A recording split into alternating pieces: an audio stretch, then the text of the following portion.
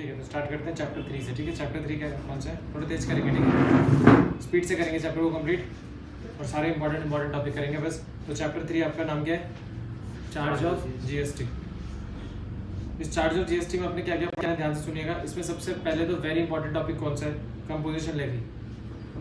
मतलब जिसमें हम सारे टॉपिक पढ़ेंगे उसमें से बहुत ज़्यादा इंपॉर्टेंट टॉपिक कौन सा रहेगा पेपर में, कंपोजिशन लेवी रहेगा। यहाँ पे बहुत इंपॉर्टेंट रहेगा। इसका सेक्शन क्या है, 10।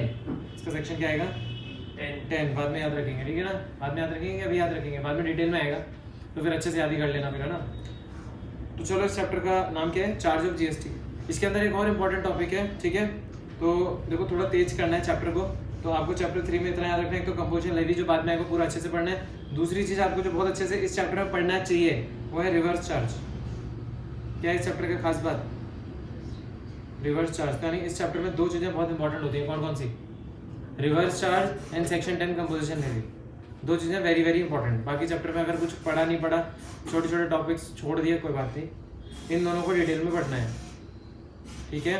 अब इसमें रिवर्स चार्ज को कैसे पढ़ेंगे हम, तो कई बच्चे चैप्टर 3 पढ़ते हैं charge of GST reverse charge, लेकिन उसकी एक लिंकेज बनती है मेगा एग्जाम्पशन चैप्टर 4 से। यानी रिवर्स चार्ज में जितनी भी चीज़ें मैं पढ़ाऊंगा और उनकी कहीं ना कहीं क्या है, उनकी कहीं ना कहीं मान लीजिए क्या थी, लिंकेज है। किससे इसकी लिंकेज है, मेगा एग्जाम्पशन से।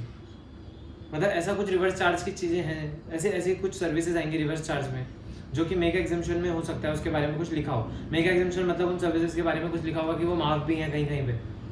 तो हमें दोनों का क्या बनाना है, लिंक बना के चलना है कि reverse charge along with mega exemption, ताकि वो चीज़ हमेशा के लिए क्लियर हो जाए। ये नहीं कि पहले रिवर्स चार्ज में पढ़ा, फिर उसे मेगा एग्जाम्पशन में पढ़ा और फिर बाद में देखा कि यार ये चीज़ जो हमने रिवर्स चार्ज में पढ़ी थी अब कंफ्यूज हो रहे हैं मेगा एग्जाम्पशन में आने के बाद, क्योंकि काफ़ी टाइम हो जाएगा रिवर्स चार्ज से मेगा एग्जाम्पशन में जाने के बाद। तो कोशिश ये करेंगे कि रिवर्स चार्ज में ही मेगा एग्जाम्पशन को भी क्या करते हैं, साथ में लिंक कर दें, ठीक है। तो चैप्टर को स्टार्ट कर जब इन्होंने इंट्रोडक्शन दिया तो पेपर में ऑब्जेक्टिव में इसमें से क्या आ सकता है, तो छोटी छोटी चीज़ें बता देता हूँ हल्की फुल्की कि ओवरऑल आपको क्या क्या पढ़ना चाहिए। सबसे पहले याद है 101st अमेंडमेंट बिल से, एक्ट से कौन आया था, जीएसटी।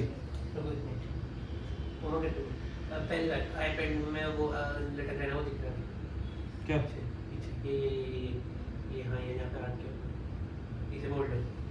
अच्छा, ये भी आ रहा है, कल तो आ नहीं रहा था, ठीक है। और बाकी थोड़े ब्रश के ना स्ट्रोक्स मोटे कर दो, ऐसे होता हूँ नीचे से, मतलब जहाँ पे ऊपर वगैरह का होगा ना वहाँ पे मोटा करने का थोड़ा सा कर दो। यहाँ पे दिख नहीं रहा हूँ मोटा वाला, तो सेटिंग्स इसकी गड़बड़ आ रही है, मेरे को समझ में आती है। फिर तुमने ड्रामा कर दिया। वही सब चलता है।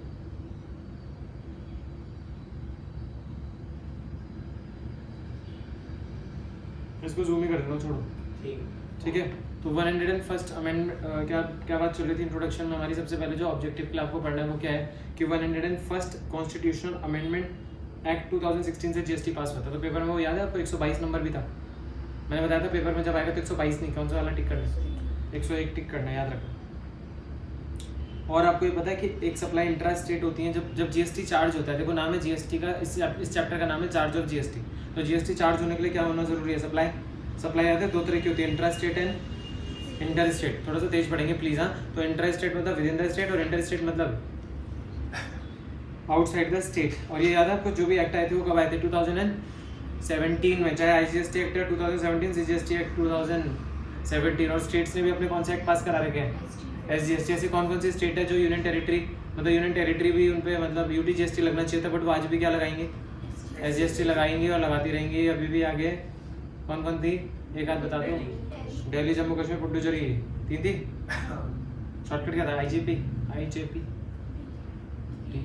डीजेपी, सॉरी अरे आईजेपी कह रहा हूँ, डीजेपी। अच्छा, तो इंट्रा स्टेट सप्लाई क्या होती है बच्चों, जल्दी से बोलेंगे। इसमें कौन सा जीएसटी लगता है, एसजीएसटी और सीजीएसटी। अब जरा ध्यान से था टेक्निकल भाषा को समझेंगे। इंट्रा स्टेट सप्लाई का मतलब होता है जहाँ पे सप्लायर का लोकेशन,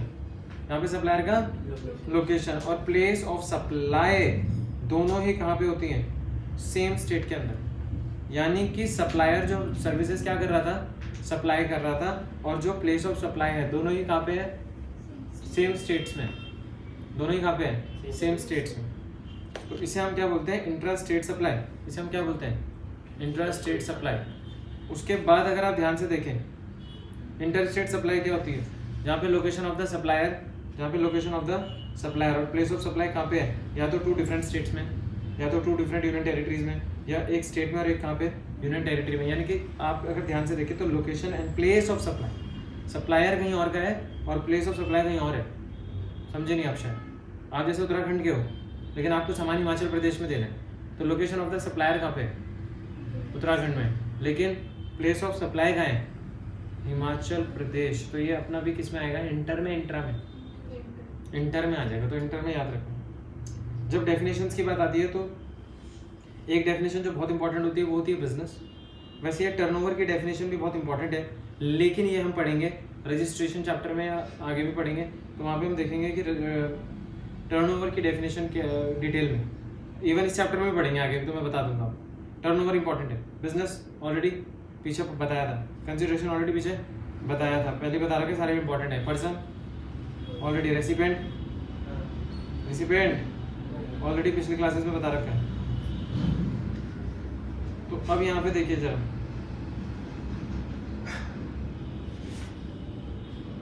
इसमें एक तो लिखा हुआ है कि इंडिया का मतलब क्या होता है।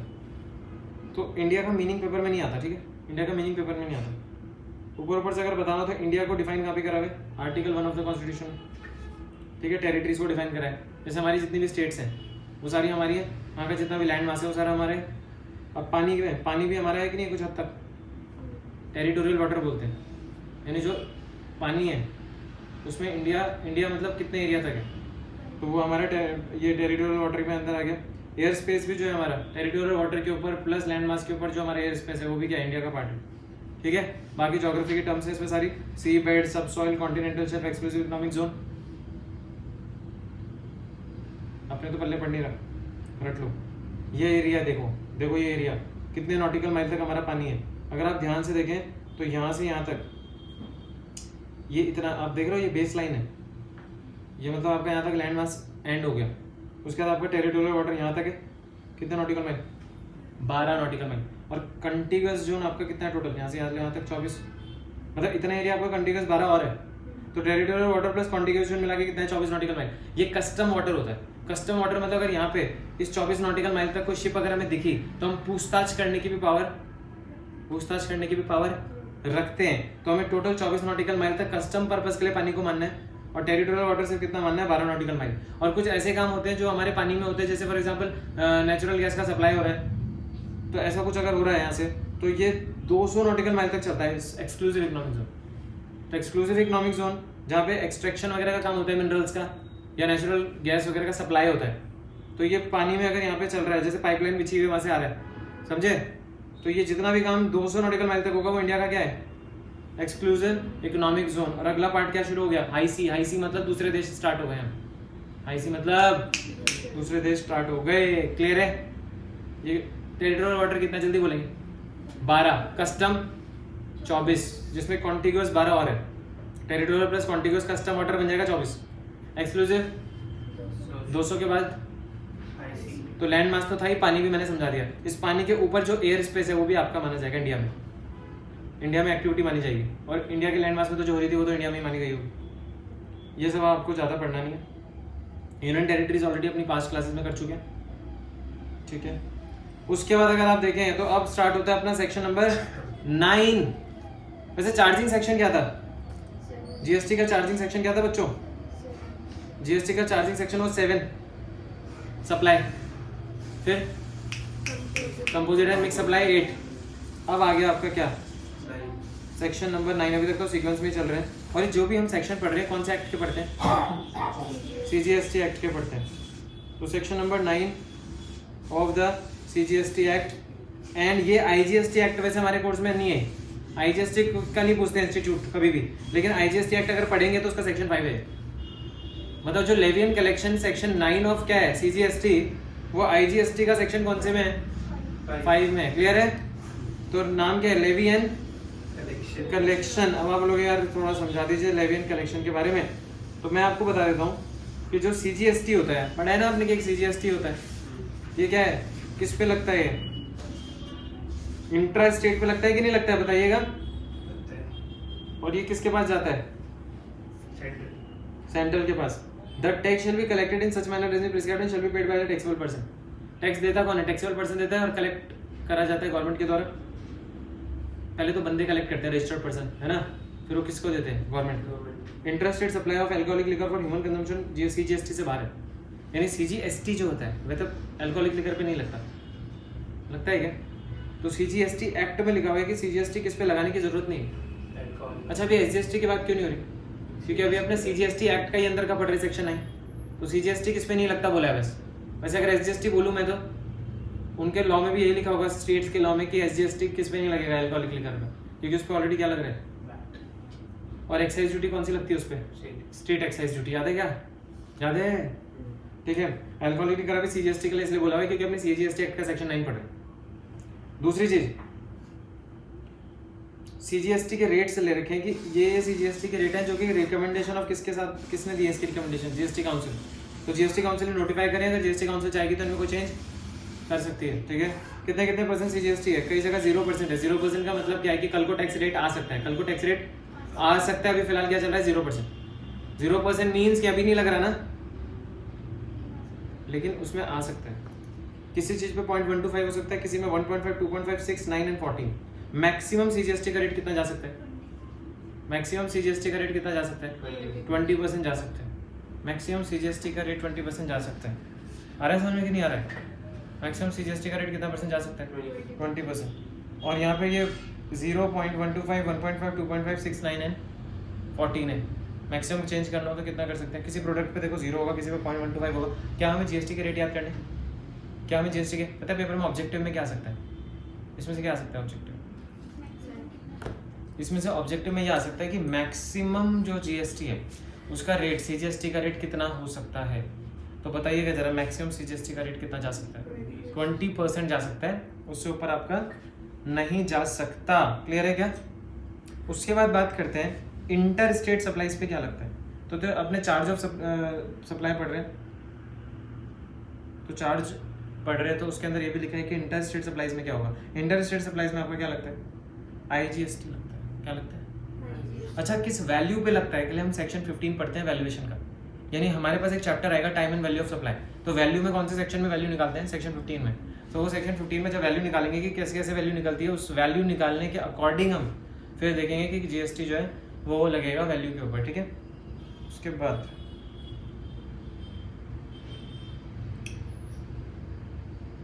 ये वाले जो आइटम्स हैं, petroleum, high diesel oil, motor spirit, natural gas, aviation turbine fuel, इसमें क्या रूल था? इनमें क्या रूल था आपका? पेट्रोलियम क्रूड में, हाई स्पीड डीजल में, मोटर स्पिरिट में, इनमें क्या रूल था आपका?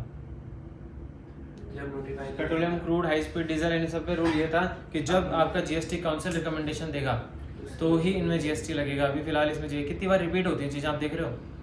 इवन बिजनेस की डेफिनेशन, रेसिपेंट की डेफिनेशन, कंसिडरेशन की डेफिनेशन जो इंपॉर्टेंट बताई है वो अगेन क्या हो रही है? यहाँ पे रिपीट हो रही है। उसके लिए आप चैप्टर 2 देखिएगा तो वहाँ पे भी हमने इंपॉर्टेंट बात करी थी उसके लिए। ठीक है। उसके बाद आपको देखिए अब क्या बोल रहा हो, अब आता है हमारा जो सबसे इंपॉर्टेंट टॉपिक है वो स्टार्ट होता है। क्या बोल रहे हो कि टैक्स पेबल ऑन सप्लाई और tax payable on supply of goods और सर्विसेज और बोथ अंडर रिवर्स चार्ज। देखिए इंडिया में दो तरह के चार्ज है mainly, forward charge and reverse charge. Forward charge and reverse charge. तो what is the difference between forward charge and reverse charge? थोड़ा ध्यान दीजिए,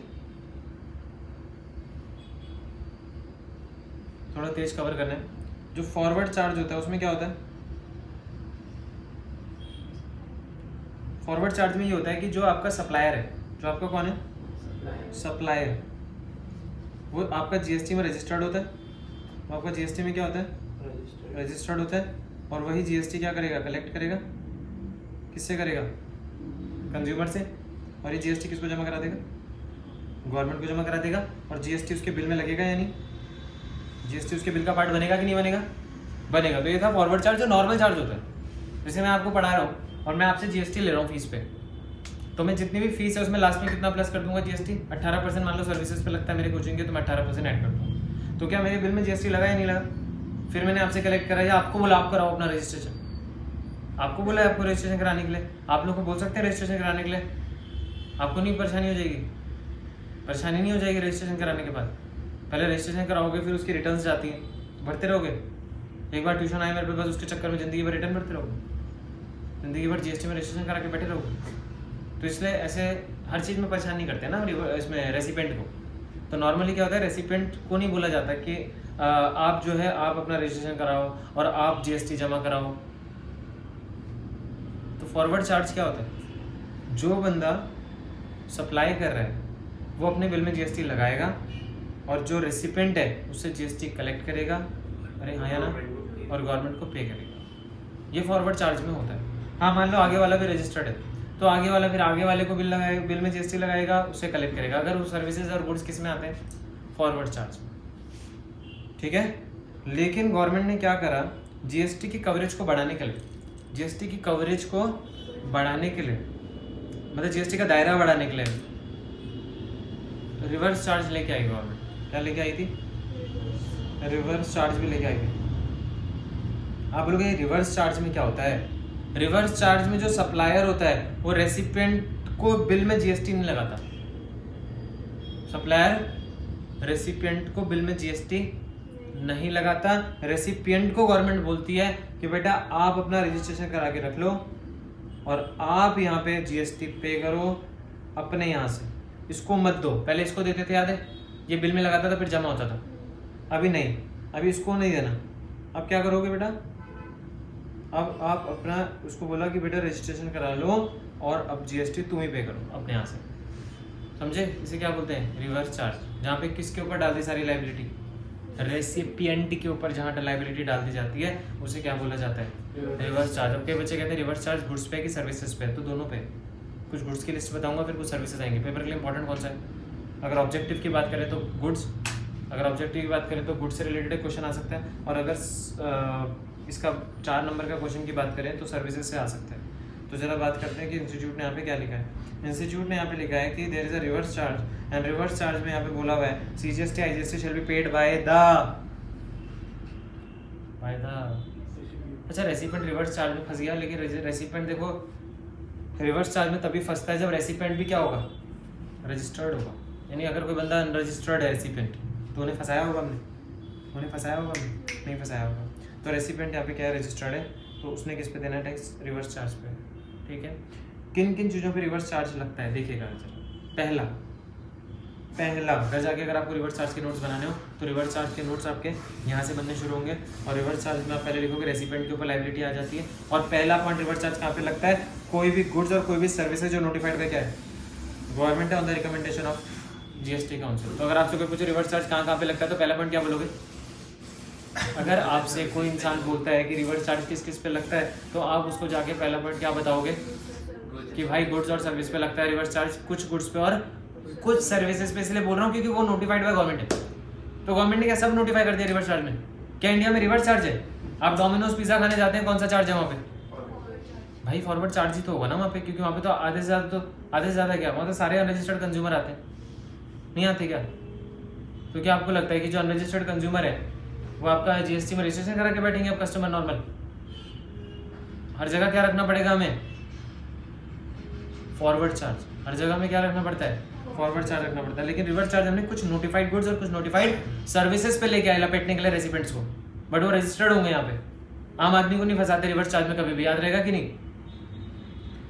और ये रिकमेंडेशन किसने दी है कि रिवर्स चार्ज में कौन आएगा और कौन नहीं आएगा? जीएसटी काउंसिल ने दी है यहाँ पे, ठीक है कि नहीं?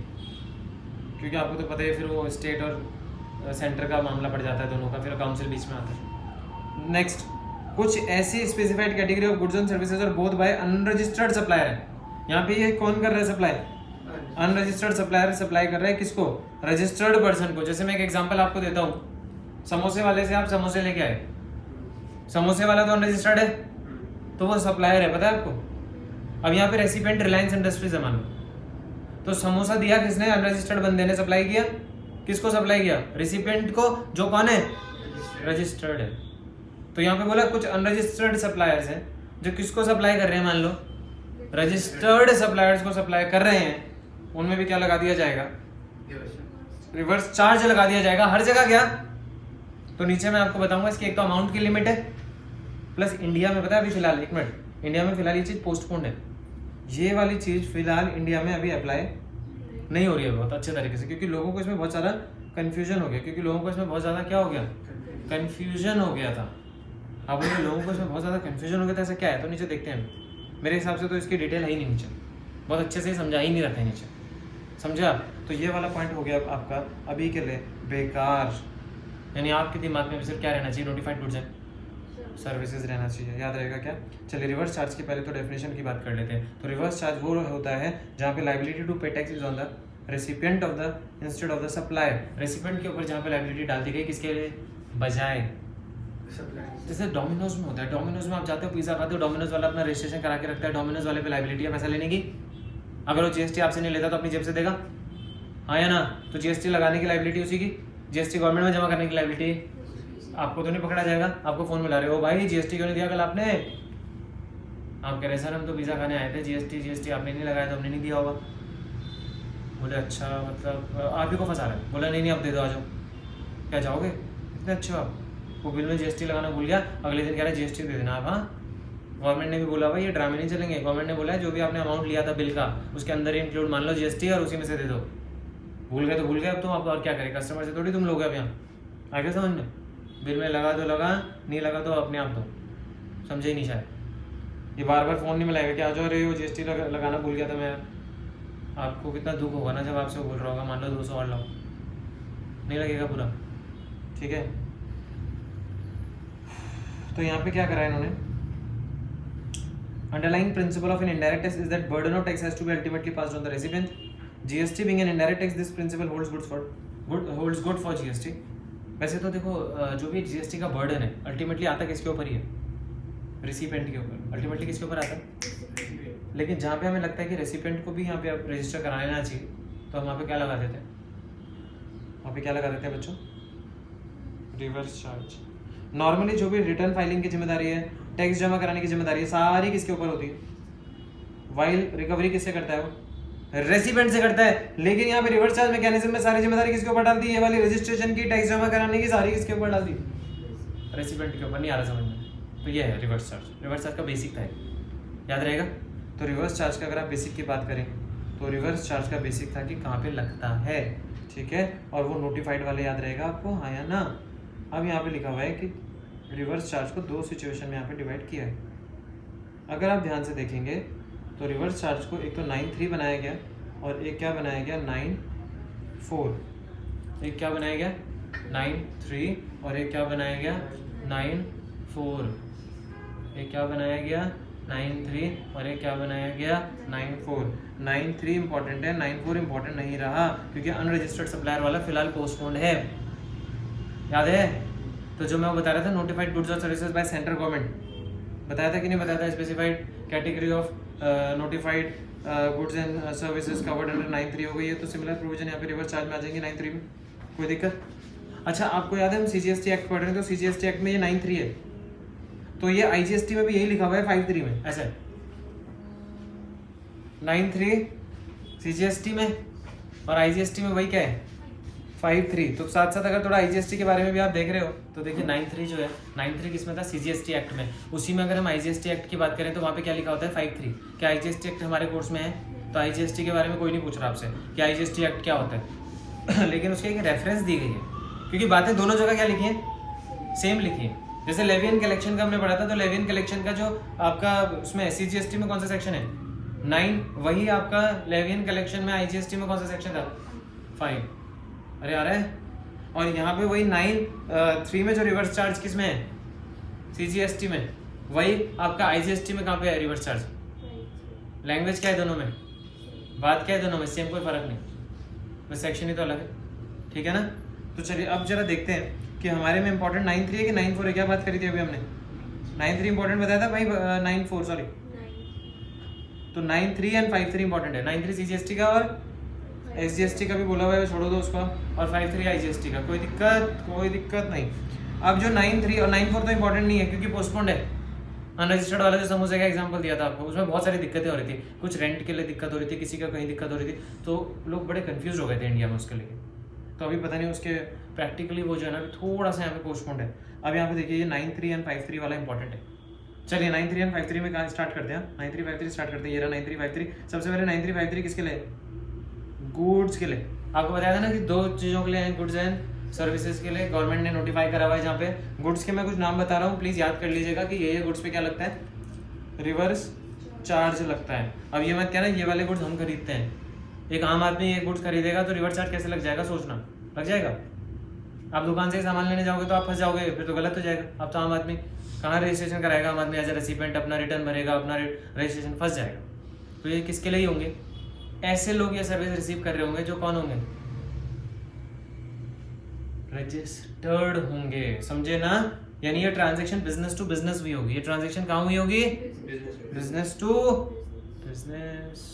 मैं फिर से लिख देता हूँ, ये जो ट्रांजैक्शन हुई होंगी बच्चों, ये बिजनेस टू बिजनेस हुई होंगी, हाँ या ना। आपको लिखना तो आप भी लिख सकते हैं बिजनेस टू बिजनेस चल रहा है, क्योंकि अगर ये बिजनेस टू कंज्यूमर हो जाएगी तो कंज्यूमर तो रजिस्टर्ड ही नहीं होते ना मोस्टली, आम आदमी जो होता है नॉर्मल पब्लिक की बात कर रहा हूँ। तो यहाँ पे बिजनेस टू बिजनेस हुआ होगा। मैं कुछ गुड्स के नाम आपको बता रहा हूँ, प्लीज वो रट लेना आपकी, अगर वो ऑब्जेक्टिव में आता है तो ये नाम आपको याद हो। ये सारे के सारे गुड्स, देखिए इंडिया में तो बहुत सारे गुड्स ट्रेड होते हैं, लेकिन सारे के सारे गुड्स किस में चलते हैं, फॉरवर्ड चार्ज में चलते हैं। लेकिन ये वाले गुड्स सिर्फ ये वाले गुड्स सिर्फ किस में आते हैं, रिवर्स चार्ज में आते हैं, वो भी बिजनेस टू बिजनेस। जैसे मैं आपको बताता हूँ कैश्यू नट्स, सुना इनके बारे में क्या, मैं कैश्यू नट्स की क्लास करूँ आपके साथ यहाँ पे, मुझे खुद नहीं पता इसके बारे में ज़्यादा, तो आपको समझ में आ गया होगा। हिंदी में क्या बोलते हैं कैश्यू नट्स को, काजू, क्या बात है, गलत गलत मत बताना। Bidi wrapper leaves, bidi wrapper leaves, इसको हिंदी में, हिंदी है, हिंदी में तो बीड़ी है, या बीड़ी को इंग्लिश में भी कुछ बोलते हैं, हाँ जी, बीड़ी को इंग्लिश में पता नहीं, होता तो ये इंग्लिश में लिखते हैं, इतने तमीज़दार था। ये बीड़ी नहीं लिखेंगे, ठीक है, कहीं जिसने बनाया वो बीड़ी बोलता हो, इंग्लिश में कुछ और हो तो उसे हिंदी में ही पता, उसने बीड़ी लिख दिया, ऐसा नहीं होना चाहिए, बीड़ी ही बोलते होंगे इंग्लिश में। उसके बाद टबैको लीव्स, उसके बाद क्या है, टबैको लीव्स, टबैको लीव्स समझते हो आप, चलो वो भी आप समझ गए होंगे। और उसके बाद है रॉ कॉटन, कॉटन को आपने यहाँ पे सप्लाई ऑफ लॉटरी, तो लॉटरी गुड्स में आता है क्या, लॉटरी गुड्स में आता है क्या, सप्लाई ऑफ गुड्स में आता है क्या लॉटरी, याद है एक्शनेबल क्लेम, गुड्स के डेफिनेशन में एक्शनेबल क्लेम आता था। एक्शनेबल क्लेम में lottery, betting and gambling include होता था, बाकी सब नेगेटिव लिस्ट में एक्शनेबल क्लेम से क्या कर दिया गया, बाहर कर दिया गया। और एक्शनेबल क्लेम के और भी एग्जांपल दिए थे, और एक्शनेबल क्लेम अनसिक्योर्ड डेट होता था, याद हो तो। उसके बाद यहाँ पे ये लॉटरी वाला याद रखना कि ये भी गुड्स में है और ये रिवर्स चार्ज में है, किसमें है, ठीक है। उसके बाद सिल्क यार्न, उसके बाद क्या है, अगर ये देखो ना ब्रैकेट में अगर आप देखो तो कैसी कैसी बातें लिख रहे हैं, यहाँ पे आम आदमी नहीं है कहीं भी। आपने चेक करा, लॉटरी में ऐसे लिखा था कि जब स्टेट गवर्नमेंट सप्लाई कर रही है किसी लॉटरी डिस्ट्रीब्यूटर और एजेंट को, तो किसी पब्लिक के बंदे ने तो नहीं लेना इस केस में, क्योंकि पब्लिक के बंदे ने ले ली होती तो फिर रिवर्स चार्ज लग जाता, तो फंस जाता ना वो। एक आम आदमी लॉटरी के टिकट लेने पे रिवर्स चार्ज में आ जाएगा, फंस जाएगा ना मेरे भाई। तो किसको फंसाया था लॉटरी में, सिर्फ लॉटरी में फंसाया जब गवर्नमेंट ने किसको दिया है लॉटरी का टिकट, एजेंट्स को, डिस्ट्रीब्यूटर को लॉटरी के यार। और वैसे सिल्क यार्न में कब फंसाया, जब मैन्युफैक्चरर ऑफ सिल्क यार्न ने भी किसको दिया है, रजिस्टर्ड पर्सन को। समझ रहे हो नहीं समझ रहे हो वंशिका, सक्सेना जी। यूज्ड व्हीकल्स, अगर सेकंड हैंड गुड्स इंडिया में बेचे जाते हैं, अगर क्या गुड्स बेचे जाते हैं इंडिया में, सेकंड हैंड गुड्स, अगर सेकंड हैंड गुड्स इंडिया में बेचे जाते हैं तो उन पे भी क्या लगा दिया इन्होंने, पर वही समझ जाओ ना, रजिस्टर्ड टू रजिस्टर्ड ही हो रहा होगा। अब एक आम आदमी जाके वहाँ पे से यूज्ड व्हीकल्स ले रहा है, तो क्या आप उसको बोलोगे तू अब यहाँ पे रजिस्ट्रेशन करा ले जीएसटी में, क्या किस बात का आपने यहाँ पे लॉजिक लगाया। सीज एंड कॉन्फिस्केटेड गुड्स, मान लीजिए डिपार्टमेंट ने आपके कुछ गुड्स को क्या कर दिया, सीज एंड कॉन्फिस्केट कर दिया, मतलब आपने कोई ड्यूटी पे नहीं करी थी, आपने गैर कानूनी कोई सामान रखा था, डिपार्टमेंट ने उसको क्या जब्त कर लिया, और डिपार्टमेंट ने बाहर किसी रजिस्टर्ड को भेज दिया, तो डिपार्टमेंट उस रजिस्टर्ड को ही यहाँ पे बोल देगी कि तू जीएसटी अपने यहाँ से जमा करा दियो, एज अ रेसिपेंट ही तू यहाँ पे जमा करा दियो, समझे कि नहीं, और अपने रिटर्न में इसका हिसाब दे दियो जो तुझे देना है, ठीक है ना। ऐसी जितने भी ओल्ड गुड्स भी अगर रजिस्टर्ड टू रजिस्टर्ड जा रहे हैं सेकंड हैंड, तो वो भी बोल दिया। कबाड़ के लिए भी, वेस्ट एंड स्क्रैप के लिए भी यहाँ पे बोल दिया। अब यहाँ पे ब्रैकेट में लिख दिया जब सेंट्रल गवर्नमेंट या स्टेट गवर्नमेंट ने ये भी किसी रजिस्टर्ड पर्सन को क्या करे, सप्लाई करे, तो यहाँ पे ये टैक्सेबल हो जाएगा अंडर द रिवर्स चार्ज। आपने एक चीज नोट करी, लॉटरी में गवर्नमेंट बीच में आई, लॉटरी में कौन बीच में आया, आपने एक चीज नोट करी, और जो वेस्ट एंड स्क्रैप है वहाँ पे भी गवर्नमेंट बीच में आ गई यहाँ पे, आया ना। तो यानी कि गवर्नमेंट मोस्टली जहाँ पे किसी रजिस्टर्ड पर्सन को सप्लाई कर रही थी, तो गवर्नमेंट ने उन सामान के लिए अपने को किस में लेके आ गई, रिवर्स चार्ज में लेके आ गई। का मतलब है गवर्नमेंट इज अ प्रोवाइडर उस केस में।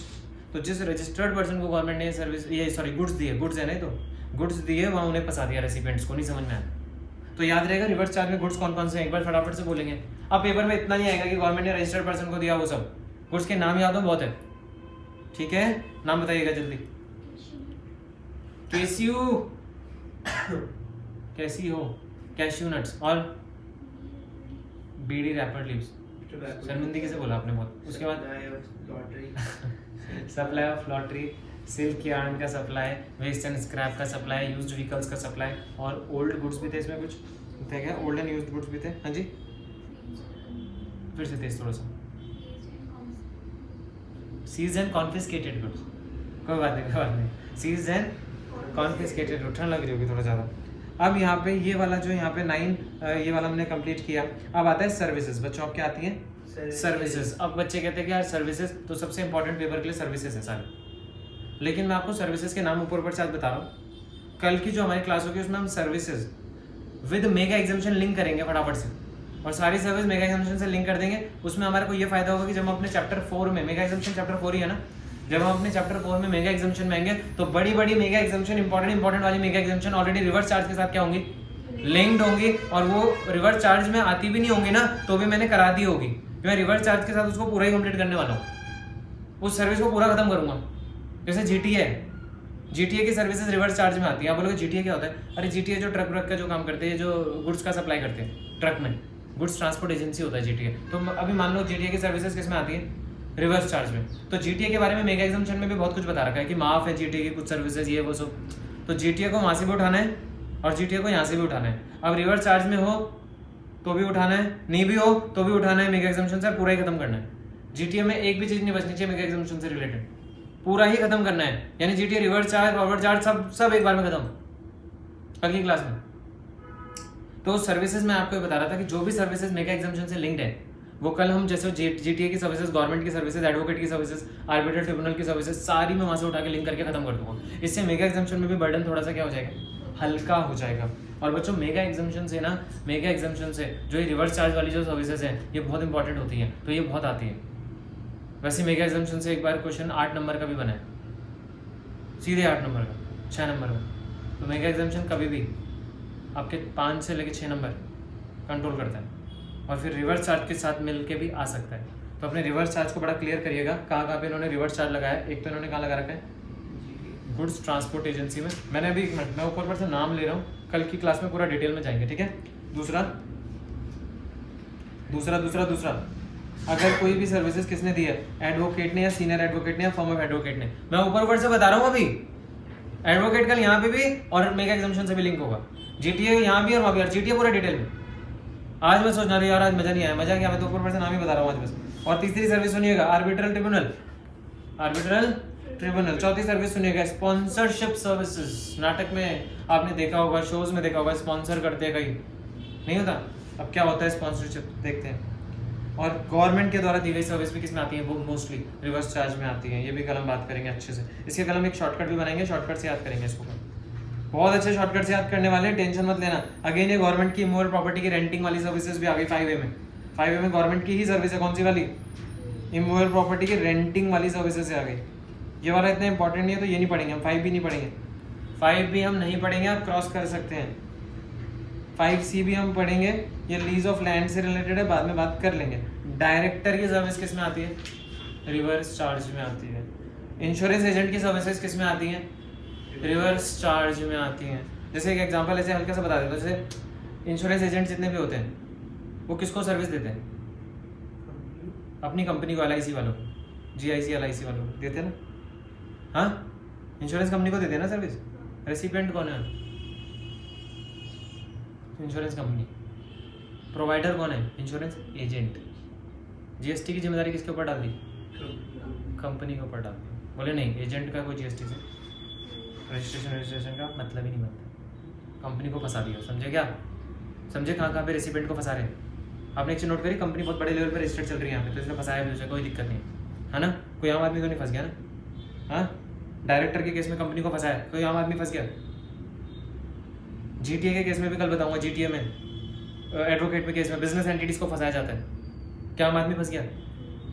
ट्रक वाला आया, आपको सर्विस दी, आप एकदम आम आदमी, बोला सर रिवर्स चार्ज, रजिस्ट्रेशन करा लीजिए, बताओ यार, एक दिन मतलब घर शिफ्ट कराना था या एक दिन जो है कोई मतलब काम था, तो मैं रिवर्स चार्ज में आ जाऊँ। तो आम आदमी तो पूरी तरीके से इसमें क्या करा हुआ है, फ्री करा हुआ है। ठीक है, बाद में बात करेंगे इसके बारे में। कल की क्लास बहुत इंपॉर्टेंट है, बेहद इंपॉर्टेंट। उसके बाद रिकवरी एजेंट की भी सर्विसेज किस में आती है, रिवर्स चार्ज में। उसके बाद अब ये देखो यहाँ पे म्यूजिक कंपोजर, कोई म्यूजिक कंपोजर का नाम बताओ, है कोई म्यूजिक कंपोजर का नाम बताओ। हिमेश रेशमिया, हाँ कौन है? ललित पंडित, लता मंगेशकर कंपोजर भी हैं, सिंगर तो सुनाता हूँ उन्हें, कंपोज भी करती हैं। सब करती है वो। अच्छा, वो सब करती हैं लता दीदी, ठीक है। फोटोग्राफर क्षितिज सक्सेना, आर्टिस्ट, इन सब की सर्विसेज उन्होंने किस में डाल दी, रिवर्स चार्ज। जैसे मैं एक एग्जांपल देता हूँ, म्यूजिक कंपोजर जो होते हैं वो म्यूजिक कंपनी को सर्विस देते हैं, तो वो म्यूजिक कंपनी को फंसा दिए। समझे आप या नहीं समझे? आर्टिस्ट जो है वो प्रोड्यूसर को सर्विस दे रहा था, वो किसको फंसा दिया? जैसे यशराज बैनर्स है, वो कोई पिक्चर प्रोड्यूस कर रहा है तो रिवर्स चार्ज में उसको डाल दिया। अब मैं भैया ऐसी आइडिया दे रहा हूँ, बस कल मैं अच्छे से बताऊँगा आपको। उसके बाद लिटरेरी वर्क्स में भी ऑथर और पब्लिशर का केस है यहाँ पे, तो लिटरेरी वर्क्स वाला भी कलम पढ़ेंगे। उसके बाद बेटा ये वाला काट देंगे, 10th वाला तो नहीं आता, 10th वाला याद करने की जरूरत नहीं है, 11th वाला याद करने की जरूरत नहीं है, 12th वाला याद है, business facilitator to banking company, कल बात करेंगे। उसके बाद ये वाला भी करेंगे, business correspondent to business correspondent, agent of business correspondent to business correspondent, ये भी याद करेंगे। और सिक्योरिटी सर्विसेज भी इंपॉर्टेंट है, ये भी हम कल बात करेंगे। और यहाँ पे रेंटिंग ऑफ मोटर व्हीकल वाला भी हम बात करेंगे, और ये वाला नहीं आता 16th वाला। तो आज के लिए इतना ही, बहुत बहुत धन्यवाद। तो स्टार्ट करते हैं सर्विसेज से। सबसे पहली जो सर्विसेज हम रिवर्स चार्ज में पढ़ेंगे वो है GTA की सर्विसेज। मतलब हम जो कर रहे हैं ना, चैप्टर 3 जो हमारा चार्ज ऑफ GST और चैप्टर 4 हमारा जो एग्जामिशंस फ्रॉम GST है, उसको हम मिक्स करके मतलब जो रिवर्स चार्ज की सर्विसेज हैं, जो एग्जामिशन से रिलेटेड है, उसको भी हम साथ में कवर करेंगे। तो सबसे पहले आपको लिंक जो बनाना है चैप्टर 3 और चैप्टर 4 के बीच में, और ये बात याद रखिए कि ये लिंकेज आपको जैसे बनाना है तो GTA पूरा खत्म हो जाएगा। तो GTA एग्जामिशन से क्वेश्चन आए, चाहे GTA चार्ज ऑफ GST से क्वेश्चन आए, आपको GTA पूरा क्या हो जाएगा, क्लियर हो जाएगा आपको। ठीक है, तो GTA हम क्या करेंगे, चैप्टर 3 और चैप्टर 4 से हम इसको दोनों को मिला के करेंगे। ठीक है, तो देखिए सबसे पहले चैप्टर 3 में चार्ज ऑफ GST में आप देखिए जो GTA की सर्विसेज होती हैं, तो GTA की सर्विसेज जो हैं पहले तो बाय रोड वाली होती हैं। पहले इसमें क्या लिखा है कि GTA की सर्विसेज बाय रोड होती हैं। अच्छा, पहला सवाल उठता है कि GTA क्या होता है, तो GTA क्या होता है कि आपको जाना पड़ेगा चैप्टर नंबर 4 में। तो चैप्टर 4 में जाइए और इसका पेज नंबर है 4.55। 4.55 में GTA की स्टार्टिंग करी एग्जामिशंस में। तो मैंने क्या करा, एग्जामिशन चैप्टर जो है हमारा फ्रॉम GST उसका चैप्टर 4 उठाया और GTA की सर्विसेज यहाँ पे मैं लेके आ गया। कुछ इसमें GTA से रिलेटेड बातें हैं, लेकिन नीचे इन्होंने क्या करा हुआ है, GTA को समझा रखा है कि व्हाट इज GTA। तो यहाँ पे GTA के बारे में आप ध्यान से सुनिएगा, GTA के बारे में लिखा है हु इज अ GTA। तो GTA के लिए आपको क्या याद रखना है, GTA के लिए आपको क्या याद रखना है कि GTA वो है जो सर्विसेज दे रहा है by road, transport of goods की, यानी कि गुड्स की ट्रांसपोर्टेशन की जो भी सर्विस देता है दैट इज GTA। लेकिन GTA की सबसे इंपॉर्टेंट बात है कि GTA कंसाइनमेंट नोट इशू करता है। GTA जो है एक कंसाइनमेंट नोट क्या करता है, इशू करता है। आप बोलेंगे कंसाइनमेंट नोट क्या होता है, तो कंसाइनमेंट नोट ये रहा, जिसमें कि कंसाइनर कंसाइनी का नाम आता है, मतलब जो भेज रहा है वो अपना नाम बताएगा कि कौन भेज रहा है और किसको भेज रहे हैं, वो कंसाइनी है। जिस गाड़ी से जा रहा है उस गाड़ी का रजिस्ट्रेशन नंबर, जो कि हमारा रजिस्ट्रेशन नंबर होता है गाड़ी का, गुड्स ट्रांसपोर्टेड की डिटेल्स, क्वांटिटी, रेट, अमाउंट, कहाँ से जा रहा है, कहाँ पहुँचेगा और कितना वेट है, और GST नंबर जो भी है आपका कंसाइनर का, कंसाइनी का और GTA का उसमें लिखा होता है। अदर पर्टिकुलर जो भी आपको टैक्स इनवॉइस में आपको जो भी पर्टिकुलर्स फाइल करने होते हैं वो सब इसमें आएंगे। टैक्स इनवॉइस के लिए आपका सेपरेट चैप्टर है कोर्स में, वहाँ पे टैक्स इनवॉइस के पर्टिकुलर्स के बारे में बात होती है। तो ये GTA होता है। GTA मैंने बहुत तेज बताया क्योंकि हमें फटाफट से करना है। तो सबसे पहले आप अपने नोट्स में GTA के बारे में लिख दीजिएगा कि GTA होता क्या है। उसके बाद अगर आप देखेंगे इसमें तो GTA क्या होता है के बाद एक बड़ी बात यहाँ पे लिखी है कि कंसाइनमेंट नोट बनाना बहुत ज़रूरी है। वही हमारा GTA में लाइबिलिटी हमारी लेके आता है, यानी लाइबिलिटी का मतलब हम GTA में ही कवर होते हैं उस केस में। तो यहाँ पे consignment note issuance is important, यहाँ पे इम्पॉर्टेंट है GTA के लिए। तो अगर सर्विस प्रोवाइडर कब GTA के एम्बिट में नहीं आएगा, कब GTA के स्कोप में सर्विस प्रोवाइडर नहीं आएगा, जब भी क्या होगा यहाँ पे, जब भी आपका कंसाइनमेंट नोट इशू नहीं होता तो आप जीटीए में नहीं आते। जैसे कोई मान लीजिए छोटा हाथी है, तो छोटा हाथी वाला गुड्स कैरेज करके लेके जाता है, बट वो कंसाइनमेंट नोट इशू नहीं करता कोई भी, तो वो जीटीए में नहीं आए। यानी जीटीए में आने के लिए टू क्वालिफाई फॉर जीटीए आपको कंसाइनमेंट नोट इशू करना जरूरी है। अब यहाँ पे जैसे ये लिखा है इंडिविजुअल ट्रक और टेम्पो ऑपरेटर्स जो कंसाइनमेंट नोट इशू नहीं करते वो जीटीए में नहीं आते। तो अगर पेपर में एक नंबर में हल्का सा नीचे पूछा गया कि एक टेम्पो वाला बंदा है या एक ट्रक ऑपरेटर है वो कंसाइनमेंट नोट इशू नहीं कर रहा, तो क्या वो जीटीए है? तो आपका आंसर क्या होगा? He is not a GTA. उसके बाद तो देखिए जीटीए की सर्विसेज को लेके आ गए हम, और जीटीए की जो अब सर्विसेज मैं आपको बता रहा हूँ, जीटीए की जो भी सर्विसेज है वो एग्जाम्प्ट है। तो जीटीए की सर्विसेज अब हम कौन सी वाली पढ़ रहे हैं? एग्जाम्प्ट वाली। सबसे पहले इन्होंने क्या बोला है? इन्होंने एंट्री नंबर 18 में जीटीए के बारे में क्या बताया है? इन्होंने ये बोला है कि transportation of goods by road में जीटीए वैसे तो टैक्सेबल होता है, यानी सब कुछ इन्होंने माफ कर दिया जीटीए को छोड़ के। तो इन्होंने क्या बोला एंट्री नंबर 18 में कि services by transportation of goods वैसे तो माफ होता है बट जीटीए में टैक्सेबल होता है। अब आप बोलोगे तो आप एग्जाम में कहाँ जा रहे हो? फिर एग्जाम नीचे आएंगे। मतलब अभी मैं यहाँ पे बता रहा था कि वैसे इन्होंने बोला है कि जीटीए वाली सर्विसेज टैक्सेबल होती है, लेकिन जीटीए आप समझ गए होंगे जो ट्रक है जो कंसाइनमेंट नोट इशू करेगा और गुड्स कैरेज करने का काम कर रहा है, ठीक है। बट जीटीए अभी आप बोल रहे हो कि एग्जामिशन में चले गए, पर एग्जामिशन में आपने बता दिया कि जीटीए टैक्सेबल है। वो उसने बोला हुआ है कि रोड से कोई भी जो सर्विसेज है गुड्स की ट्रांसपोर्टेशन की वो माफ है एक्सेप्ट जीटीए, यानी जीटीए में वो टैक्सेबल है। लेकिन नीचे कुछ अब यहाँ पे सर्विसेज में उन्होंने बता रखा है कि जीटीए कहाँ पे आपकी क्या है? माफ। तो जीटीए की माफ वाली देख लेते हैं फटाफट से। तो ये रहा जीटीए का माफ वाला, प्लीज यहाँ ध्यान दीजिए। जीटीए कहाँ पे माफ है बच्चों? सबसे पहले नंबर 1 जीटीए वहाँ पे माफ है जहाँ पे एग्रीकल्चर प्रोड्यूस की सप्लाई हो रही है। तो जीटीए कहाँ पे माफ कर दिया? जहाँ पे एग्रीकल्चर प्रोड्यूस की क्या हो रही है? सप्लाई हो रही है। जीटीए कहाँ पे माफ कर दिया?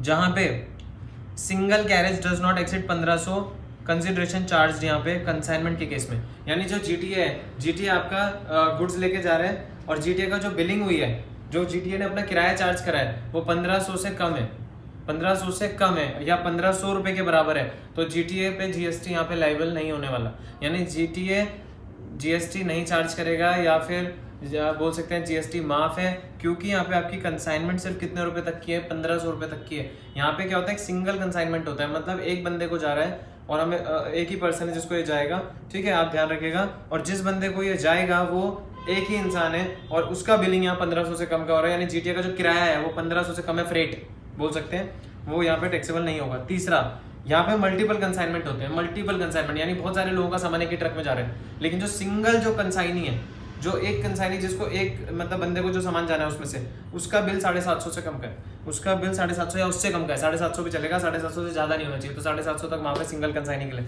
ठीक है। यहाँ तक अब आता है आपका milk, salt, food grain.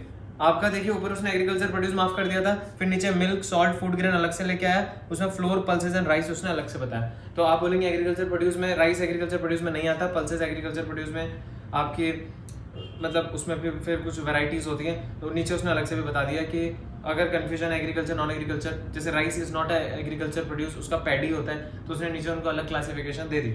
Organic manure, ये भी आपका, इसको भी आप ट्रक में लेके जा रहे हैं तो पूरा माफ है।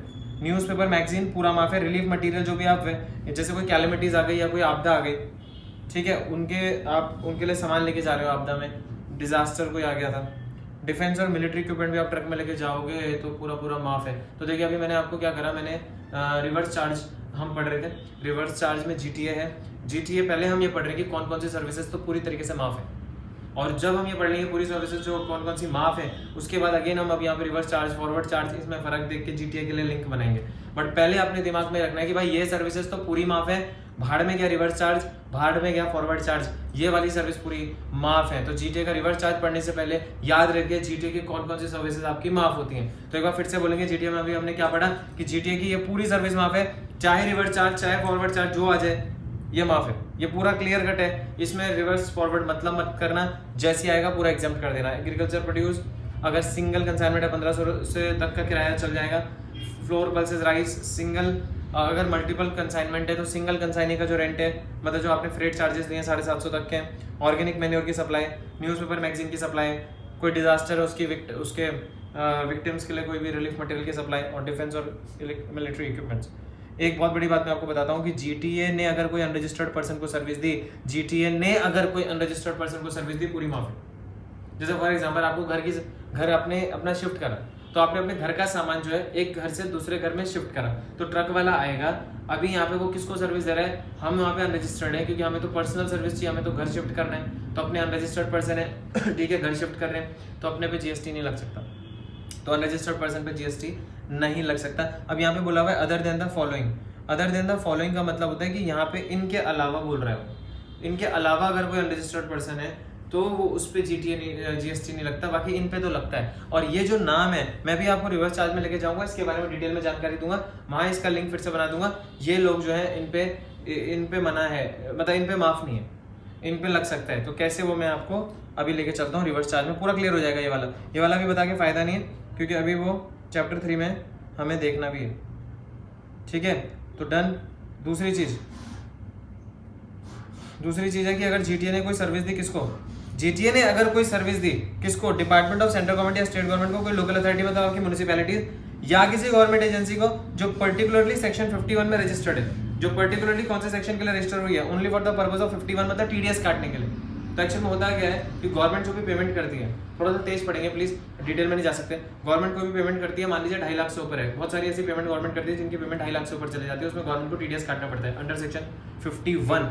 ये जीएसटी में, ये इनकम टैक्स का नहीं है, जीएसटी में टीडीएस करता है, 51 करता है जो भी पेमेंट होती है 2.5 लाख से ऊपर की अगर जाती है तो। एंड ये वाले सेक्शन 51 में गवर्नमेंट रजिस्टर्ड है। तो ऐसे वाले केस में जब आप लोकल अथॉरिटी को, गवर्नमेंट को या किसी गवर्नमेंट एजेंसी को सर्विस दे रहे हो, या गवर्नमेंट को सर्विस दे रहे हो जो पर्टिकुलरली कौन से सेक्शन के लिए रजिस्टर हुई है, 51 के लिए, तो ऐसे में जीटीए की सारी सर्विसेज क्या कर दी गई बच्चों? माफ कर दी गई यहाँ पे। तो ये था हमारा चैप्टर नंबर 4 से जीटीए का लिंकेज, प्लीज आप इसको अच्छे से कर लीजिएगा, मैं अभी इतना ही करा पाऊंगा इसमें। अब हम रिवर्स चार्ज में वापस आते हैं। तो देखिए आप एक बार फटाफट से पहले तो जब ये वीडियो देखें तो आप एक बार रिवाइज कर लीजिए कि जीटीए की कौन कौन सी सर्विसेज माफ है, भाड़ में क्या फॉरवर्ड चार्ज, भाड़ में क्या रिवर्स चार्ज। अब आते हैं कि जीटीए की सर्विसेज जो रिवर्स चार्ज में आती है, जो रिवर्स चार्ज में आती है वो कौन सी सर्विसेज आपकी रिवर्स चार्ज में आती है। रिवर्स चार्ज का मतलब होता है कि जीटीए जो है ना, जीटीए जीएसटी नहीं लगाएगा बिल में। रिवर्स चार्ज का मतलब क्या होता है, फिर से बोल रहा हूँ कि जीटीए यहाँ पे बिल में क्या नहीं लगाएगा, जीएसटी नहीं लगाएगा। यहाँ पे जो रेसिपेंट है उसको जाएगा गुड्स, और क्या वही अपने यहाँ से क्या कराएगा, हाँ जी, जीएसटी जमा कराएगा। अब बच्चे कहते हैं कि सामान किसको दिया हमने, देखिए मेरी एक बात समझिए, सामान अगर आपने इन लोगों को दिया तो ही रिवर्स चार्ज, सामान अगर आपने इन लोगों को दिया तो ये क्या लग सकता है, रिवर्स चार्ज लग सकता है, ठीक है। तो आप जरा ध्यान से देखिए, यहाँ पे किसी आम आदमी को, फिर से मैंने पहले बताया जीटीए की आम आदमी को सर्विस वैसी माफ थी, जीटीए की किसी भी आम आदमी को सर्विस वैसी भी माफ है, अनरजिस्टर्ड को वैसे भी माफ है। अब ये कौन है जिनमें जीटीए में क्या लग जाएगा, रिवर्स चार्ज लग जाएगा, ठीक है। सबसे पहली बात यहाँ पे करते हैं प्लीज ध्यान दीजिएगा। तो जीटीए में देखिए सबसे पहले कोई भी फैक्ट्री जो रजिस्टर्ड अंडर फैक्ट्रीज एक्ट है, यानी यहाँ पे सबसे पहले कौन सी फैक्ट्री आई जो रजिस्टर्ड अंडर क्या है, फैक्ट्रीज एक्ट 1948। तो यहाँ पे सबसे पहले क्या लिखा हुआ है, कोई भी फैक्ट्री जो कि रजिस्टर्ड अंडर फैक्ट्रीज एक्ट 1948 है, उस केस में जीटीए में रिवर्स चार्ज है। इसका मतलब जीटीए जब इनके नाम पे बिल बनाएगी तो जीटीए अपने सिर्फ रेट चार्ज करेगी, जीटीए जीएसटी नहीं लगाएगी, जीएसटी अपने यहाँ से खुद ही रजिस्ट्रेशन उन्होंने करा रखा होगा, ये अपने यहाँ से खुद ही जमा करा देंगे, ठीक है जी, ठीक है। रिवर्स चार्ज कितने रेट पे कराएंगे रिवर्स चार्ज में, वो मैं अभी थोड़ी देर में बता रहा हूँ। कोई भी सोसाइटी जो सोसाइटीज रजिस्ट्रेशन एक्ट से रजिस्टर्ड होती है वहाँ पे भी क्या लग जाएगा, रिवर्स चार्ज लग जाएगा। ये बात याद रखिएगा कि यहाँ पे भी रिवर्स चार्ज लग जाएगा। उसके बाद अगर कोई कोऑपरेटिव सोसाइटी है, कोऑपरेटिव सोसाइटी है, तो वहाँ पे भी जीटीए में रिवर्स चार्ज लग जाएगा। आप ये देख रहे होंगे कि ये जो ज्यादातर ये लोग हैं, ये ज्यादातर रजिस्टर्ड होते हैं। अगर ये रजिस्टर्ड नहीं भी हैं जीएसटी में तो भी इसमें रिवर्स चार्ज है, ठीक है। तो इन्हें फिर यहाँ पे रजिस्ट्रेशन क्या करना पड़ेगा, कराना ही पड़ेगा, क्योंकि रिवर्स चार्ज में आ गए, और रिवर्स चार्ज में जो बंदा फंस जाता है उसे अपना क्या कराना पड़ता है, रजिस्ट्रेशन कराना पड़ता है। कोई भी डाउट आएगा तो आप कमेंट बॉक्स में लिख सकते हैं यहाँ पे।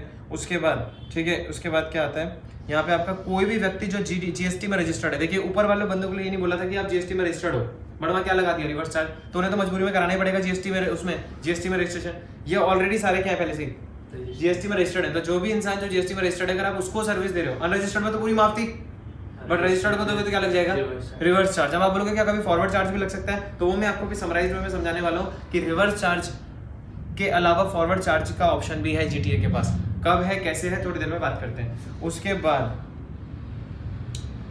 अगर आपने किसको सर्विस दी, किसी पार्टनरशिप फर्म को, किसको सर्विस दी, पार्टनरशिप फर्म को, तो पार्टनरशिप फर्म भी यहाँ पे अपना मतलब रिवर्स चार्ज में आ जाएगी। और कैजुअल टैक्सेबल पर्सन में को भी अगर आपने सर्विस दी तो भी GTA रिवर्स चार्ज में आ जाएगा।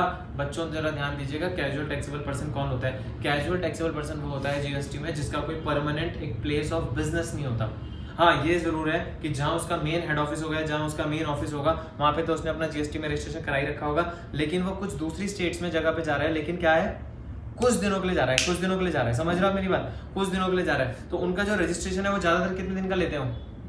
कितने दिन के लिए ज्यादातर वैलिड होता है? 90 डेज के करीब उनका रजिस्ट्रेशन ज्यादातर क्या होता है? वैलिड होता है उस जगह पे जहाँ वो जाते हैं, और वहाँ पे वो as a casual taxable person अपना रजिस्ट्रेशन करा लेते हैं ताकि उन्हें परमानेंट दिक्कत ना आए ना उस स्टेट में, क्योंकि फिर वो स्टेट में से मतलब दूसरी स्टेट पे चले जाएंगे, वो उस स्टेट से दूसरी स्टेट में चले जाएंगे, तो वहाँ वो जबरदस्ती क्यों रहेंगे?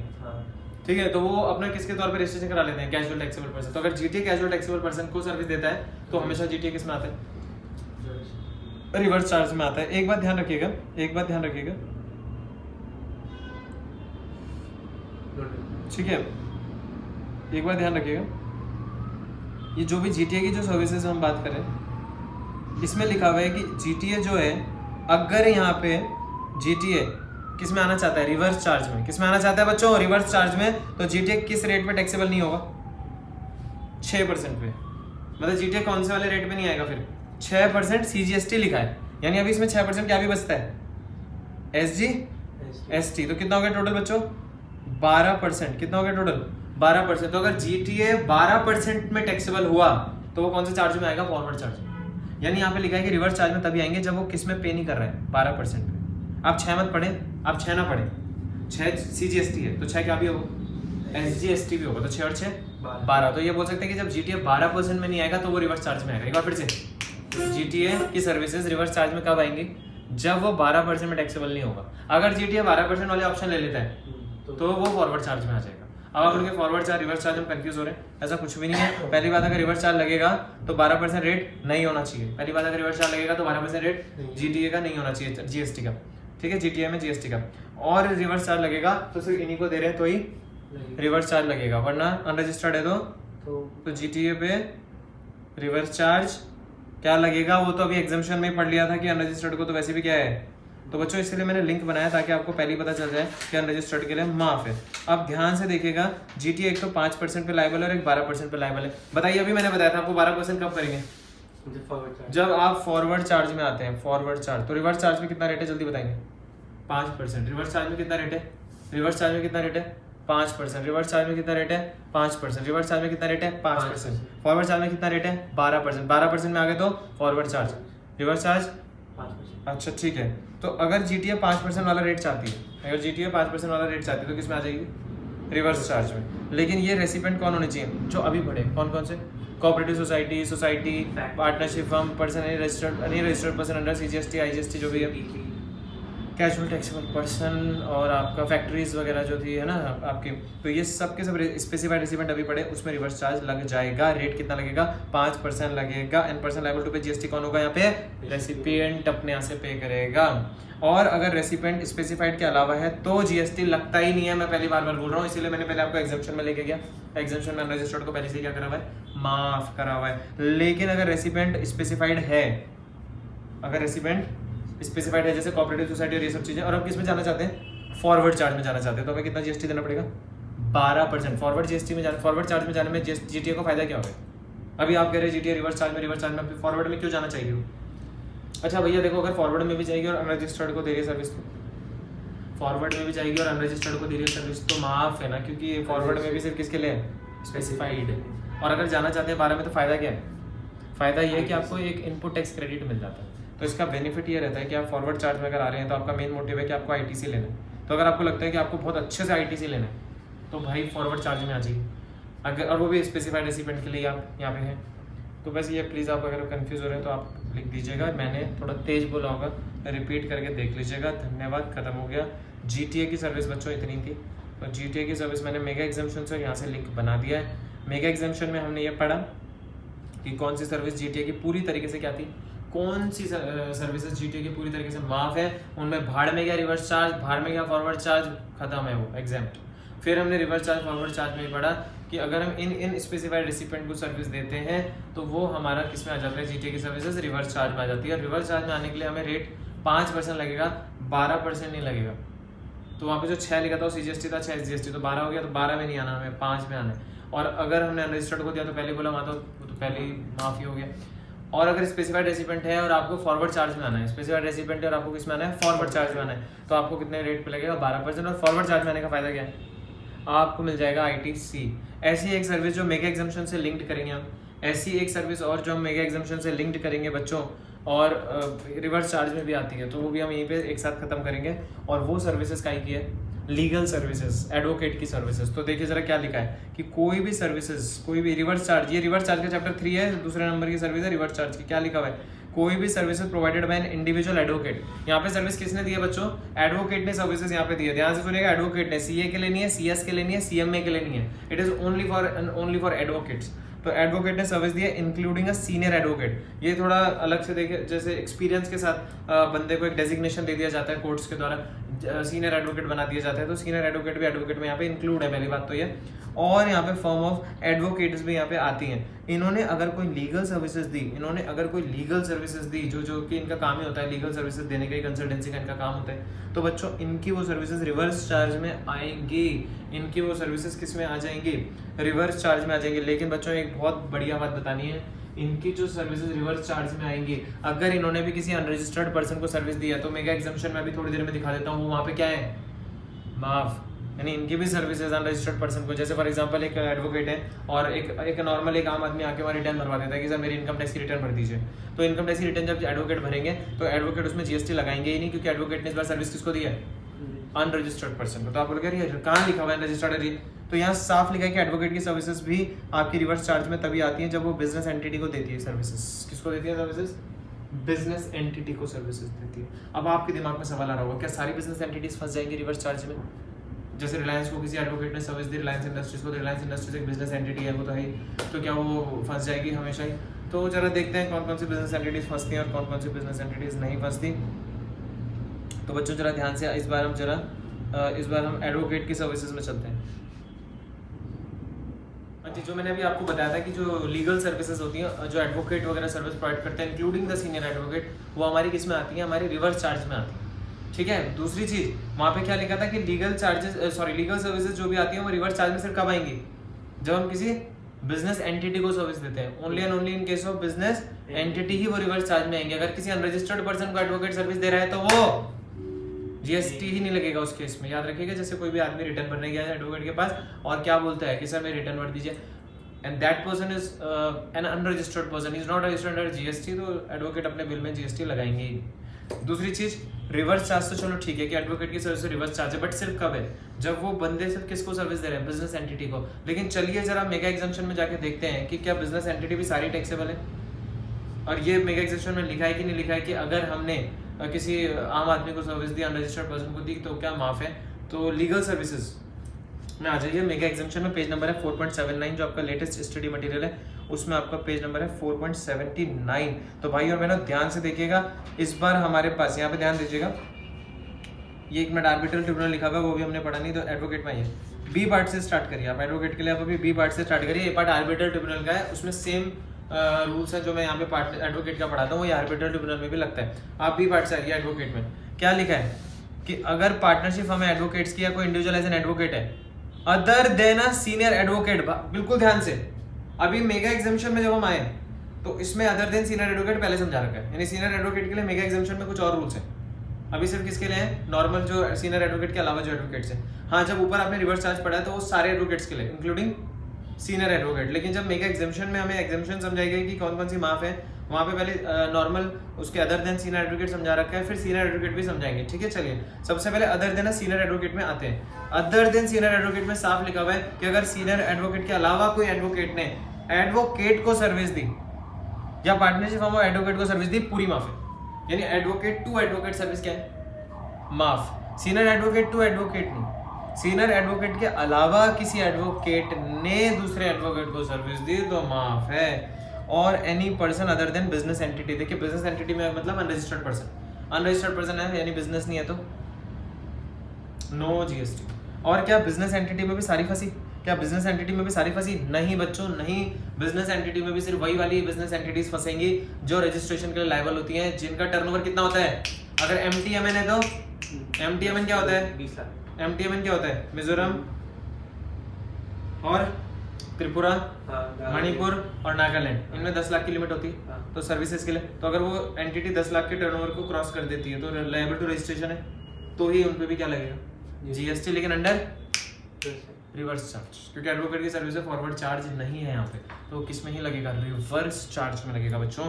और यहाँ पे ध्यान दीजिएगा, नेक्स्ट लिखा है ये तो समझ जाओगे आपकी वही एग्जामिशन की जो लिमिट होती है 10 लाख तक का टर्नओवर, वो सब रजिस्ट्रेशन के लिए वो सब इसमें आता है। और यहाँ पे अगर एडवोकेट ने गवर्नमेंट को सर्विस दी तो भी क्या पूरी तरीके से ये एडवोकेट का जो हमने पढ़ा है, एडवोकेट में सीनियर एडवोकेट आता है नहीं आता है? इस एडवोकेट में जो हमने अभी एडवोकेट पढ़ा उसमें सीनियर एडवोकेट आता है कि नहीं आता? नहीं, सीनियर एडवोकेट नहीं आता, ठीक है। अच्छा, जिस सीक्वेंस में मैं आपको पढ़ा रहा हूँ, चाहो तो जितना जितना मैं अंडरलाइन कर रहा हूँ, जितना जितना मैं आपको पढ़ा रहा हूँ उसको आप लिख सकते हो, यानी आपके नोट्स भी प्रिपेयर होते रहेंगे इस वीडियो के साथ साथ। तो मैं लिखवाता नहीं रहा हूँ नोट्स, बट समझा रहा हूँ कि किस सीक्वेंस में आपको नोट्स बनाने हैं बच्चों। अब आता है सीनियर एडवोकेट। देखिए मेरी एक बात फिर से सुनिए, रिवर्स चार्ज जब हमने पढ़ा तो हमने पढ़ा कि एडवोकेट इंक्लूडिंग सीनियर एडवोकेट की सर्विसेज पे क्या है? Reverse charge. लेकिन जब हम क्या पढ़ रहे हैं मेगा एग्जामिनेशन, तो हमने एडवोकेट के दो पार्ट कर दिए, एक सीनियर एडवोकेट को अलग कर दिया और बाकी नॉर्मल जो हमारे सीनियर के अलावा जो एडवोकेट्स होते हैं उन्हें हमने अलग कर दिया। अब आपके दिमाग में सवाल होगा कि सीनियर एडवोकेट में ऐसा क्या खास है कि इसे नॉर्मल एडवोकेट के साथ मेगा एग्जामिनेशन में नहीं लिया गया? बहुत ही खतरनाक डिफरेंस है यहाँ पे, आपके तोते उड़ा सकता है ये डिफरेंस। देखिएगा डिफरेंस क्या है, ध्यान से सुनिएगा। यहाँ कहीं एडवोकेट टू एडवोकेट नहीं लिखा है, यहाँ कहीं ऐसे नहीं लिखा सीनियर एडवोकेट टू एडवोकेट, जबकि आपने अगर एडवोकेट वाली नॉर्मल सर्विसेज पढ़ी हो तो वहाँ पे एडवोकेट टू एडवोकेट भी था, वहाँ पे एडवोकेट टू एडवोकेट भी था। यहाँ पे advocate senior advocate to advocate नहीं। अब आप कह रहे हैं ये क्या चक्कर है? क्योंकि यहाँ पे मैं बता दूं आपको, सीनियर एडवोकेट टू एडवोकेट को इसमें बिजनेस एंटिटी में ही कवर करेंगे।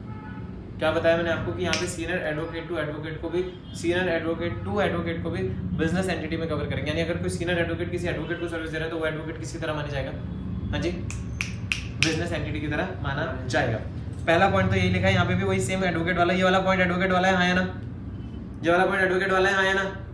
तीसरा वाला पॉइंट भी गवर्नमेंट वाले का भी एडवोकेट वाला है कि नहीं है? ये भी सेम है। बस कहीं पे एडवोकेट टू एडवोकेट नहीं था यहाँ पे, और वो किस में कवर हो गया? सेकंड पार्ट में ही कवर हो जाएगा। यानी इस बार हम अगर सीनियर एडवोकेट को लीगल सर्विस दे रहा है तो ये देखा जाएगा कि वो जो एडवोकेट को सर्विस दे रहा है उसका टर्नओवर अगर कितना है, उसका टर्नओवर अगर कितना है, 10 लाख या 20 लाख। अगर MTMN में आता है तो मतलब वही जो मैंने रजिस्ट्रेशन चैप्टर आपको चैप्टर 1 करा रखा है वो देख लीजिए। रजिस्ट्रेशन की लिमिट समझा रही है शॉर्टकट से, MTMN AMSUPT करके समझाया था, तो 10 लाख और 1000 करके समझाया था, तो 10 लाख और 20 लाख। कई बच्चे कह रहे नहीं 40 लाख भी था। अरे भाई वो 40 लाख गुड्स के लिए होता है, सर्विसेज के लिए नहीं होता। सर्विसेज के लिए हमेशा 10 या 20 लाख ही होता है, ठीक है ना, चाहे कहीं भी हो। तो आपकी लिमिट अगर 10 या 20 लाख से क्रॉस करती है एडवोकेट की तो वो भी इसमें आएगा। रिवर्स चार्ज लगेगा, फॉरवर्ड चार्ज, रिवर्स चार्ज लगेगा, फॉरवर्ड चार्ज, रिवर्स चार्ज ही लगेगा। यानी सीनियर एडवोकेट की सर्विसेज भी क्या है, यानी फिर उस एडवोकेट को क्या कराना पड़ सकता है, फिर उस एडवोकेट को क्या कराना पड़ सकता है? अगर कोई सीनियर एडवोकेट किसी एडवोकेट को सर्विस दे रहा है और उसका टर्नओवर 10 लाख या 20 लाख क्रॉस कर जाता है तो फिर उस एडवोकेट को भी क्या कराना पड़ जाएगा? रजिस्ट्रेशन करना पड़ जाएगा बच्चों, रिवर्स चार्ज में। लेकिन कहाँ पे? रिवर्स चार्ज में, क्योंकि सीनियर एडवोकेट की सर्विस रिवर्स चार्ज में क्या बोला है? It is also covered under reverse charge. धन्यवाद, आगे बढ़ते हैं। तो कहीं ना कहीं यहाँ पे हमने अपने एडवोकेट की सर्विसेज को भी रिवर्स चार्ज वाले को कवर किया। एक मैं आपको होमवर्क दे रहा हूँ प्लीज, इसमें लगभग एडवोकेट के रूल्स ही हैं, तो ये आप घर में खुद ही कर लीजिएगा। और वो होमवर्क है आपका आर्बिट्रल ट्रिब्यूनल की सर्विसेज, यानी सर्विसेज बाय आर्बिट्रल ट्रिब्यूनल भी यहाँ पे एक तरीके से एडवोकेट की सर्विसेज की तरह ही यहाँ पे कवर हो रही है। और उसके लिए भी आपको यहाँ पे क्या है, आर्बिट्रल ट्रिब्यूनल आपने सुना होगा कि जब कोर्ट में मैटर्स मतलब रिजॉल्व नहीं हो पाते मतलब कोर्ट में इतने सारे केसेस ऑलरेडी पेंडिंग है, तो कई केसेस कहाँ पे भी सेटल हो जाते हैं, आर्बिट्रल ट्रिब्यूनल में भी सेटल करवा दिए जाते हैं। तो उनके लिए भी वही रूल है जो एडवोकेट के लिए रूल्स रहेंगे। अब आप बोलोगे ऐसी कौन सी सर्विस है जो कि आप बताना चाहेंगे, जो कि वेरी इंपॉर्टेंट है, मेगा एग्जामिनेशन के साथ आप लिंक करना चाहेंगे, तो आज हम उसे स्टार्ट करेंगे। और वो सर्विस है हमारी गवर्नमेंट की सर्विसेज। तो ये है वैसे रिवर्स चार्ज का पॉइंट नंबर 5 है, ठीक है। रिवर्स चार्ज का कौन सा पॉइंट है? Point number 5। आप बोलोगे फोर्थ वाला पॉइंट नहीं कराया आपने, तो फोर्थ वाला पॉइंट ऐसा है ना, फोर्थ वाला पॉइंट एक तो मैं अभी लिंकेज नहीं बना रहा हूँ, मैं लिंकेज वाला भी करा रहा हूँ और इंपॉर्टेंट वाला करा रहा हूँ। तो मैं अभी स्पॉन्सरशिप सर्विसेज को छोड़ के अभी मैं आ रहा हूँ जरा यहाँ पे। वैसे आप याद रखना स्पॉन्सरशिप सर्विसेज पे भी क्या है, स्पॉन्सरशिप सर्विसेज पे भी क्या है, रिवर्स चार्ज है। जैसे for example Kapil Sharma show है, तो Kapil Sharma show sponsored by Lava है मान लीजिए, तो लावा कपिल शर्मा शो को स्पॉन्सरशिप सर्विसेज दे रहा है या कपिल शर्मा शो लावा को? तो answer is Kapil Sharma show यहाँ पे स्पॉन्सरशिप सर्विसेज दे रहा है लावा को। आप गलतफहमी भी हो सकती है, बच्चे क्या सोचते हैं कि स्पॉन्सर्ड बाय लावा है, तो लावा ने सर्विस किसको दी स्पॉन्सरशिप की? कपिल शर्मा शो को, जबकि आंसर क्या है? उल्टे में होता है। स्पॉन्सरशिप सर्विसेज कपिल शर्मा ने लावा को दी है, थोड़ा उल्टा लग रहा होगा बट है ऐसे, है ना। अब इसमें क्या होता है, स्पॉन्सरशिप सर्विसेज में भी रिवर्स चार्ज है। इसका मतलब अगर यहाँ पे क्या लिखा है, अगर सर्विसेज स्पॉन्सरशिप की दी गई है किसी कंपनी को या पार्टनरशिप फर्म को, किसी कंपनी एलएलपी को या पार्टनरशिप फर्म को, जो कि बॉडी कॉर्पोरेट या पार्टनरशिप फर्म को दी है, किसने दी है सर्विस, एनी पर्सन को इंडिविजुअल भी हो सकता है। तो मान लीजिए मैंने स्पॉन्सरशिप सर्विसेज दी लावा को, तो लावा कंपनी है ना, लावा कंपनी है, बॉडी कॉर्पोरेट में आएगी लावा, या पार्टनरशिप फर्म होती लावा, तो लावा पे क्या लग जाएगा, रिवर्स चार्ज या जीएसटी किसने जमा कराना है। इसका मतलब यानी मैं जो स्पॉन्सरशिप के जो पैसे लूंगा उनसे बिल बनाऊंगा, मैं जीएसटी नहीं लगाऊंगा, वो अपने यहाँ से जीएसटी जमा कराएंगे as a recipient under reverse charge sponsorship services में। तो ये ऊपर से मैंने बता दिया, लिंकेज मैंने अभी इसकी बनाई नहीं। आज सबसे खतरनाक सर्विसेज मैं स्टार्ट कर रहा हूँ, जिसमें कि अब मुझे यहाँ पे रिवर्स चार्ज में इसकी धज्जियाँ उड़ानी है मेगा एग्जम्पशन के साथ, क्योंकि ये यहाँ पे है टफ। ये घुमा घुमा के ऐसा मारेंगे ना, 4-5 नंबर का 6 नंबर का मेगा एग्जम्पशन और रिवर्स चार्ज का मिक्स क्वेश्चन बना देंगे इसके ऊपर। इतना मजेदार टॉपिक है कि मैं आपको क्या बताऊं। ये बहुत अच्छा टॉपिक है, मतलब मजा आ जाता है इसे करने में, ठीक है। तो ये आज हमें करना है रिवर्स चार्ज। देखिए रिवर्स चार्ज में इन्होंने ये बोला है, जैसे आपको पता ही होगा गवर्नमेंट बहुत सारी सर्विसेज प्रोवाइड करती है, तो गवर्नमेंट नहीं चाहती कि अब हम बिल में जीएसटी लगाएं। अगर वो उन्हें पता है कि मतलब गवर्नमेंट ने सर्विस दी और गवर्नमेंट को लगता है कि यार हमने किसी अनरजिस्टर्ड को दिया तो चलो तो कोई बात नहीं, लेकिन अगर हम किसी रजिस्टर्ड को सर्विस दे रहे हैं तो हम उन्हें बख्शेंगे नहीं।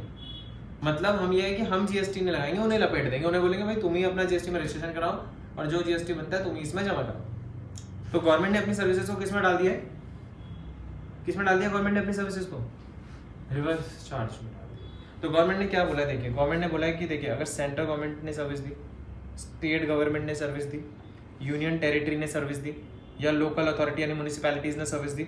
अब आपने एक चीज नोट करी, यहाँ पे फिर से अनरजिस्टर्ड पर्सन बच गया। हाँ जी, यहाँ पे फिर से कौन बच गया, अनरजिस्टर्ड पर्सन, क्योंकि यहाँ पे भी किसको ही दी, कोई बिजनेस कर रहा है तो आम आदमी को बचा दिया। यहाँ पे भाइयों बहनों, यहाँ पे आम आदमी को बचा दिया गवर्नमेंट ने। तो यहाँ पे सर्विस किसको दी है, तो रिवर्स चार्ज में आएगी भाई बिजनेस एंटिटी। अब एक चीज नोट करिए, रिवर्स चार्ज कहीं जगह पे क्या कर दिया गया, रिवर्स चार्ज कहीं जगह पे मना कर दिया गया, यानी यहाँ पे रिवर्स चार्ज नहीं लगेगा, यहाँ पे रिवर्स चार्ज नहीं लगेगा का मतलब ये होगा कि यहाँ पे वो क्या लगाना चाह रहे हैं, यहाँ पे वो लगाना चाह रहे हैं बच्चों फॉरवर्ड चार्ज लगाना चाह रहे हैं, क्योंकि यहाँ पे पॉसिबल नहीं है रिवर्स चार्ज लगाना गवर्नमेंट की सर्विसेज पे, यहाँ पे रिवर्स चार्ज लगाना पॉसिबल नहीं है। और ये ऐसी सर्विसेज है ना, मैं आपको बताता हूँ जो नीचे मैं आपको पढ़ाने वाला हूँ, जिनमें रिवर्स चार्ज को हटा दिया गया, क्या लगा दिया गया, फॉरवर्ड चार्ज। ये ऐसी सर्विसेज हैं जो रजिस्टर्ड को भी दी जाती हैं और अनरजिस्टर्ड को भी दी जाती हैं। अब आप बोलोगे आप तो भी कह रहे थे अनरजिस्टर्ड को दिया, तो नहीं, देखिए ऐसा है, इसमें हम ऐसे भेदभाव नहीं कर सकते कि मान लीजिए रजिस्टर्ड को दिया तो जीएसटी लगा दिया, अनरजिस्टर्ड को दिया तो जीएसटी नहीं लगाया, ऐसा नहीं होता यहाँ पे। इसका मतलब यहाँ पे ये कुछ ऐसी सर्विसेज हैं जो आप ये नहीं कर सकते कि लगाया नहीं लगाया, ऐसा नहीं कर सकते आपको, फिर वो इक्वालिटी रखते हो आप बेसिकली, और आपको भी कॉम्प्लिकेटेड हो जाएगा कि वहाँ उसको लगाना उसको लगाना, यही पूछते रहेंगे किसको सर्विस दी, है ना। तो ध्यान से सुनिएगा, ये कौन कौन सी सर्विसेज है जिसमें जीएसटी लगेगा, लेकिन अंडर किस में लग जाएगा, हाँ जी फॉरवर्ड चार्ज में। क्या ये जो मैं नीचे आपको सर्विसेज बता रहा हूँ क्या सारी ही फॉरवर्ड चार्ज में आएंगी, तो इनसे रिलेटेड कुछ एक आध हल्की सी एडजस्टमेंट उन्होंने नीचे दी है, वो मैं आपको कवर करूंगा, जो कि उन्होंने फिर से किस में डाल दी, रिवर्स चार्ज में। जैसे देखिए ध्यान से सुनिए, पहले इन्होंने क्या बोला, रेंटिंग ऑफ इमूवेबल प्रॉपर्टी में रिवर्स चार्ज, हाँ जी रेंटिंग ऑफ इमूवेबल प्रॉपर्टी में रिवर्स चार्ज हम नहीं लगाएंगे। इसके बाद अगर गवर्नमेंट आज किसी को कोई भी प्रॉपर्टी रेंट पे दे रही है, अपनी कोई भी प्रॉपर्टी, तो उस पर गवर्नमेंट ने क्या लगा दिया, फॉरवर्ड चार्ज। जैसे गवर्नमेंट ने अपने कोई गोडाउन या अपना कोई वेयर हाउस किस पे दिया, रेंट पे यूज करने के लिए दिया, तो गवर्नमेंट उसमें क्या लगाने के मूड में, फॉरवर्ड चार्ज। और रिवर्स चार्जेस को क्या कर दिया, उन्होंने बोला नहीं रिवर्स चार्ज वगैरह कुछ नहीं, इसमें हम क्या लगाएंगे, आराम से बिल्कुल फॉरवर्ड चार्ज लगाएंगे। लेकिन बच्चों अगर आप ध्यान से देखें, अगर आप ध्यान से देखें तो यहाँ पे जो पॉइंट नंबर 5A है उसमें गवर्नमेंट ने क्या बोला फिर, कि अगर कोई गवर्नमेंट ने सर्विस दी by way of renting of immovable property to a person registered under CGST, then again वो रिवर्स चार्ज में आ गया। वाह मजा आ गया, क्या ब्रेकिंग न्यूज समझ में आई, क्या ब्रेकिंग न्यूज समझ में आई। चलो एक काम करते हैं, वंशिका से पूछते हैं। जी वंशिका क्या समझ में आया, हाँ जी वंशिका जी। वो अगर रजिस्टर्ड है तो रिवर्स चार्ज में आएगा। नहीं, अगर पहले मतलब आपको registered समझ में नहीं है ये तो आपको समझ में आ गया कि forward पहले फॉरवर्ड चार्ज में था वो, पहले वो फॉरवर्ड चार्ज में आने वाला था, मतलब ये समझ में आया आपको?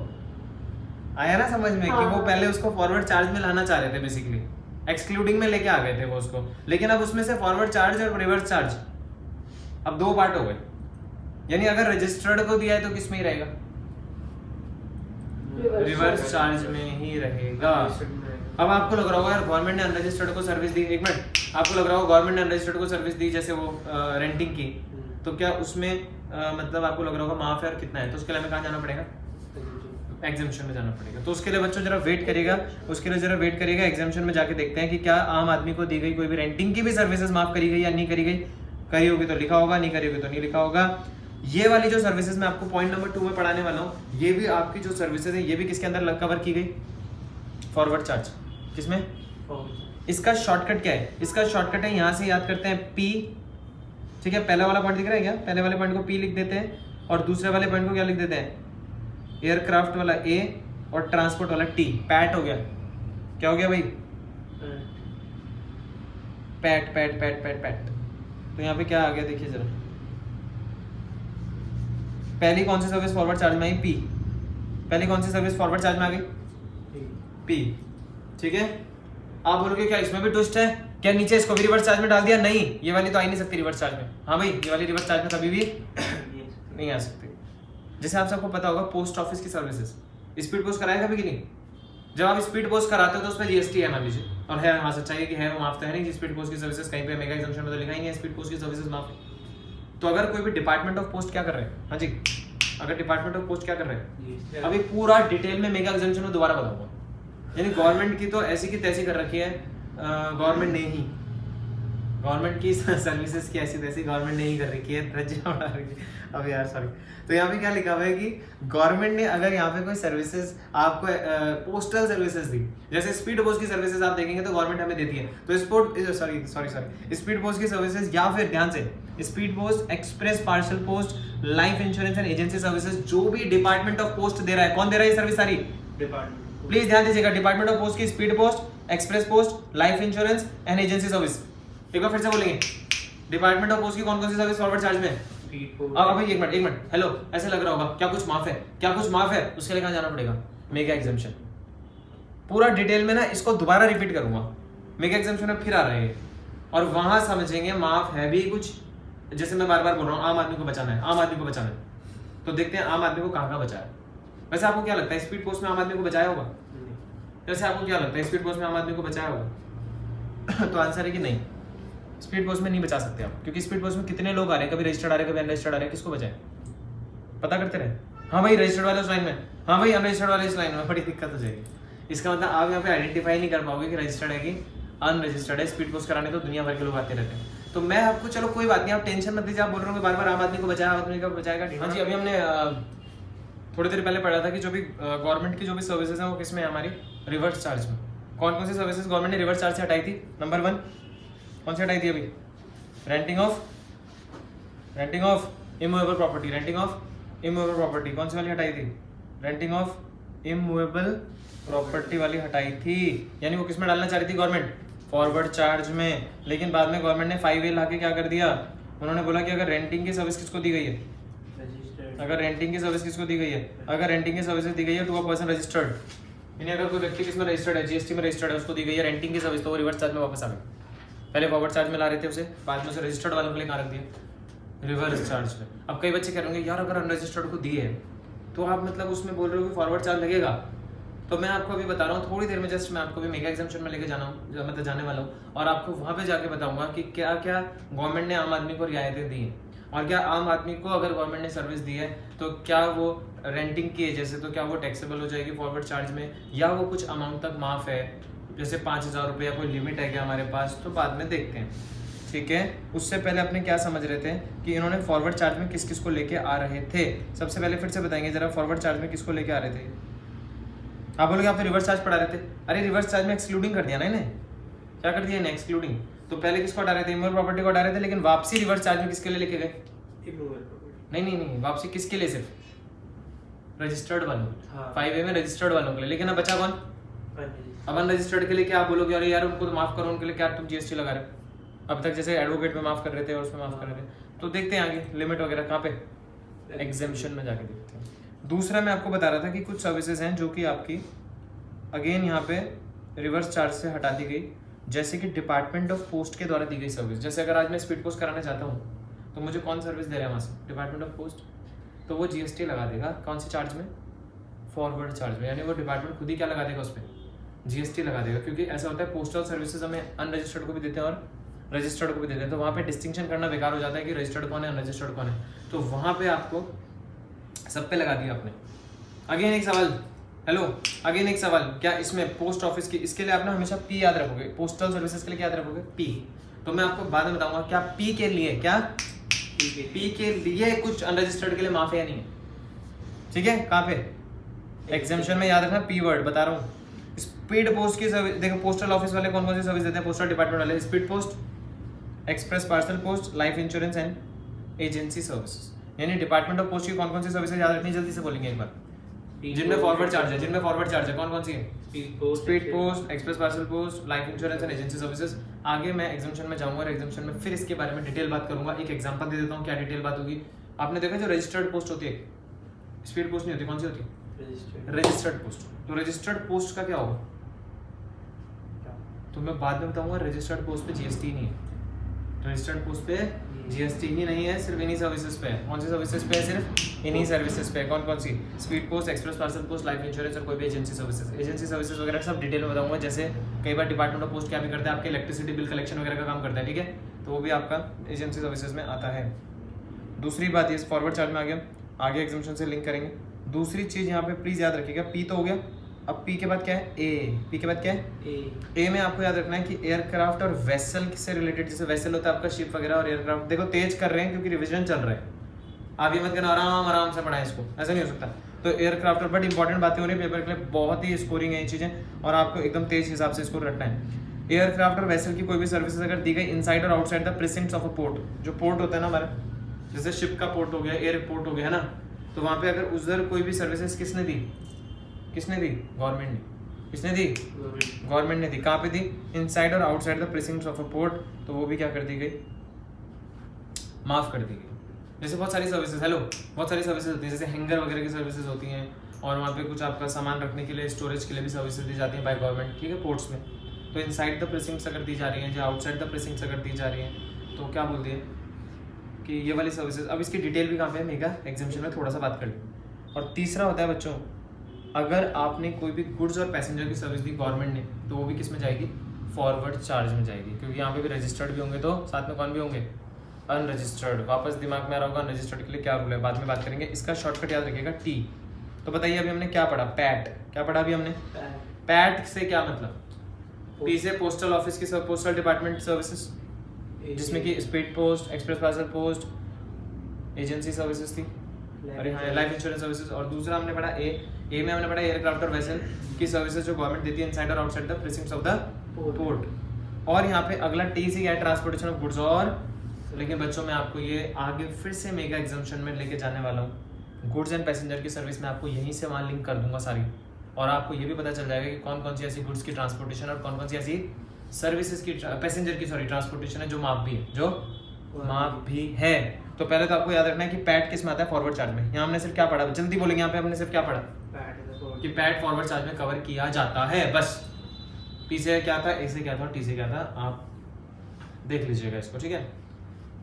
चलिए मेगा एग्जामिशन में चलते हैं, दिमाग में ये फीड करके कि गवर्नमेंट के द्वारा दी गई सर्विसेज रिवर्स चार्ज में आती हैं पैट को छोड़ के। क्या बोलेंगे, हेलो गवर्नमेंट के द्वारा दी गई सर्विसेज फॉरवर्ड में, रिवर्स में आती है, लेकिन किसको, बिजनेस एंटिटी को, किसको, बिजनेस एंटिटी को दी गई तो ये किस में आती है, रिवर्स चार्ज में आती है, लेकिन किसको छोड़ के, पैट को छोड़ के। हो सकता है पैट में आइडेंटिफाई करना मुश्किल है कि रजिस्टर्ड को दी कि अनरजिस्टर्ड को दी, तो पैट में आइडेंटिफाई नहीं हो पा रहा था तो फॉरवर्ड चार्ज लगा दिया। लेकिन फॉरवर्ड चार्ज में भी क्या माफ है कि नहीं कुछ, उसके लिए चलते हैं मेगा एग्जामिशन में। ये रहा आपका मेगा एग्जामिशन। मेगा एग्जामिशन में देखिए क्या लिखा है, सबसे पहले ध्यान से सुनिएगा, बाप रे बाप मजा ही आ गया देख के, क्या लिख दिया इन्होंने यहाँ पे देखिए। मेगा एग्जामिशन में क्या लिख दिया, मेगा एग्जामिशन में लिखा कि सेंट्रल गवर्नमेंट और स्टेट गवर्नमेंट की सारी सर्विसेज माफ है। क्या बोला, क्या बोला? अरे अरे अरे सेंटर स्टेट ओनली सारी सर्विसेज माफ है एक्सक्लूडिंग, क्या लिखा? एक्सक्लूडिंग, यानी इन पे जीएसटी लगेगा, यानी इन वाली पे तो जीएसटी लगेगा। अब यहाँ पे तो जीएसटी लगेगा किस किस पे? अगर डिपार्टमेंट ऑफ पोस्ट के द्वारा दी गई है सर्विसेज, अगर डिपार्टमेंट ऑफ पोस्ट के द्वारा दी गई है सर्विसेज जैसे कि speed post, express parcel post, life insurance agency, बोले इस पे तो लगाएंगे, रोक सको तो रोक लो, इस पे तो लगाएंगे। एयरक्राफ्ट वेसल वर्क प्रेजेंट वाले पे तो लगाएंगे। ये ऊपर वाला पी था, ये वाला ए था, और ये टी ट्रांसपोर्टेशन पे बोले लगाएंगे। अच्छा एक बात ध्यान रखना, ये लगाएंगे तो बोल रहे हैं, नीचे अभी क्या भी करेंगे साथ में, थोड़ा थोड़ा एग्जेम्प्ट भी करेंगे, मैं दिखाऊंगा आपको। पहले इन्होंने क्या करा सुनो, पहले इन्होंने क्या करा, टैक्सेबल के लिए बोल दिया इनको, बाकी सब माफ करके इन्हें क्या बोल दिया, लेकिन इनके भी आगे क्या है थोड़ा बहुत मैं आपको लिंकेज बना के दूंगा कि ट्रांसपोर्टेशन ऑफ गुड्स भी कई जगह क्या है, माफ है। ट्रांसपोर्टेशन ऑफ पैसेंजर भी क्या कई जगह माफ है, कई जगह रजिस्टर्ड पर्सन को भी क्या है, रियायतें हैं। ठीक है, लास्ट आप देख रहे हो डी पार्ट बेवकूफ बना दिया, हमारा क्या बना दिया, बेवकूफ बना दिया। कह रहे हैं कि कोई भी सर्विस, एनी सर्विस, अबे एक बार बताना, हेलो एक मिनट, क्या बोल रहे हो आप? पहले बोल रहे हो गवर्नमेंट की सारी सर्विसेज क्या है, माफ है, लेकिन ये वाली क्या है, टैक्सेबल है, एनी सर्विस। अबे तुम कुछ समझा कॉमेडी? गवर्नमेंट ने क्या बेवकूफ बनाया, क्या बोला? पहले बोला गवर्नमेंट की मेगा एग्जाम्पशन में गए हमने देखा कि गवर्नमेंट की सारी सर्विस माफ है, इनको छोड़ दो। लेकिन अब 3 तो चलो कोई बात नहीं, पीएटी पे तो लगा रहे थे वो भी मैं बाद में बताऊंगा, कुछ कुछ पे क्या हो जाएगी, माफ हो जाएगी। लेकिन अभी क्या लास्ट में क्या कॉमेडी कर दी, लास्ट में बच्चों क्या कॉमेडी कर दी, लास्ट में लिख दिया एनी सर्विस, यानी अब तो ऐसा लग रहा है कि सारी सर्विस पे लगेगा, है ना? अब बच्चे कह रहे हैं हम तो हो गए भाई कंफ्यूज, ऐसा कुछ नहीं है, सारी सर्विस बोल दिया, बट नीचे हम जाके देखेंगे कि कुछ कुछ सर्विसेज फिर से क्या हो जाएंगी, माफ हो जाएंगी। ठीक है, तो अभी बेवकूफ बनाया कोई बात नहीं, लेकिन ये वाली सर्विसेज जो एनी सर्विस होती है, कोई भी सर्विसेज किसको दी गई, बिजनेस एंटिटीज को। तो देखिए हेलो, पी पे भी लग गया, ए पे भी लग गया, टी पे भी लग गया, और पीएटी पे क्या भी था, फॉरवर्ड चार्ज। पीएटी पे क्या भी था, और बिजनेस एंटिटीज में पीएटी को छोड़ के क्या था, रिवर्स चार्ज, और उसमें उसने सारी सर्विस को क्या कर दिया, टैक्सेबल। लेकिन नीचे जाके फिर क्या करेंगे, धीरे धीरे करके माफ करेंगे। तो इससे कुछ बहुत ज्यादा समझ में नहीं आया हमें, इससे कुछ बहुत ज्यादा समझ में हमें नहीं आया, बस इतना समझ में आया कि पैट पे तो जीएसटी वो लगा रहे हैं, और अगर बिजनेस एंटिटीज को हम कोई सर्विस देते हैं, हेलो, अगर बिजनेस एंटिटीज को हम कोई भी सर्विस देते हैं तो उस पर भी जीएसटी लगाने के मूड में अभी तो है। ठीक है, और हाँ ये भी हमें समझ में आ गया कि रिवर्स चार्ज वो लगाना चाह रहे हैं बाकी सब जगह बिजनेस एंटिटीज के केस में, लेकिन पैट में वो हमेशा क्या लगाना चाह रहे हैं, फॉरवर्ड चार्ज। अब सवाल ये उठता है कि क्या कुछ इनमें से भी कुछ माफ होगा, क्या इनमें से भी कुछ माफ होगा? आइए और एक बहुत ही बेहतरीन पॉइंट कवर करते हैं, बहुत ही बेहतरीन पॉइंट, 7th पॉइंट, जो कि 6th पॉइंट से लिंक्ड है, जो कि 6th पॉइंट से लिंक्ड है। इसमें बच्चों ने बोला कि ऊपर हमने आपको बोला था एनी सर्विस, क्या बोला था हमने, एनी सर्विस जो कि किसको दी जाती है, बिजनेस एंटिटी को दी जाती है, वो क्या कर देते हैं हम, टैक्सेबल कर देते हैं, है ना? लेकिन नीचे क्या बोला क्षितिज सक्सेना कि to a business entity with an aggregate turnover, जो भी आपके रजिस्ट्रेशन की जो टर्नओवर होती है अगर उसको क्रॉस नहीं करती बिजनेस एंटिटी तो हम माफ कर देंगे। क्या बोला उन्होंने, यानी अगर गवर्नमेंट कोई भी सर्विस बिजनेस एंटिटी को, पहले तो बेवकूफ बनाया ना, एनी सर्विस लिख दिया, बिजनेस एंटिटी को ऐसा लग रहा था सब कुछ टैक्सेबल हो गया। अब तो नीचे क्या बोल दिया, नीचे कि लेकिन अगर वो बिजनेस एंटिटी का टर्नओवर 10 लाख या 20 लाख तक जाता है, वही वो रजिस्ट्रेशन की जो लिमिट पड़ी थी एमएससीपीटी 1000 आपका एमटीएम है, उसके अंदर अगर आपका टर्नओवर होता है जैसे 10 लाख तक ही आपका सेल है साल का, तो आपने तो जीएसटी में रजिस्ट्रेशन कराया भी नहीं होगा। तो गवर्नमेंट ने बोला कि ऐसी एंटिटीज जो होंगी जिन्हें हम कोई भी सर्विस देंगे, वैसे अगर इन पे हेलो अगर लगता तो क्या लगता, फॉरवर्ड या रिवर्स, इन पे लगना था रिवर्स, इन पे लगना था रिवर्स, लेकिन कौन सी बिजनेस एंटिटी बच गई। Breaking news ladies and gentleman, जिन बिजनेस एंटिटीज का टर्नओवर 10 लाख 20 लाख क्रॉस नहीं करता, वो depends on the respective states आपकी, उनको यहाँ पे जीएसटी माफ कर दिया। वाह मजा आ गया। लेकिन भाइयों और बहनों, ये shall not be applicable to the following.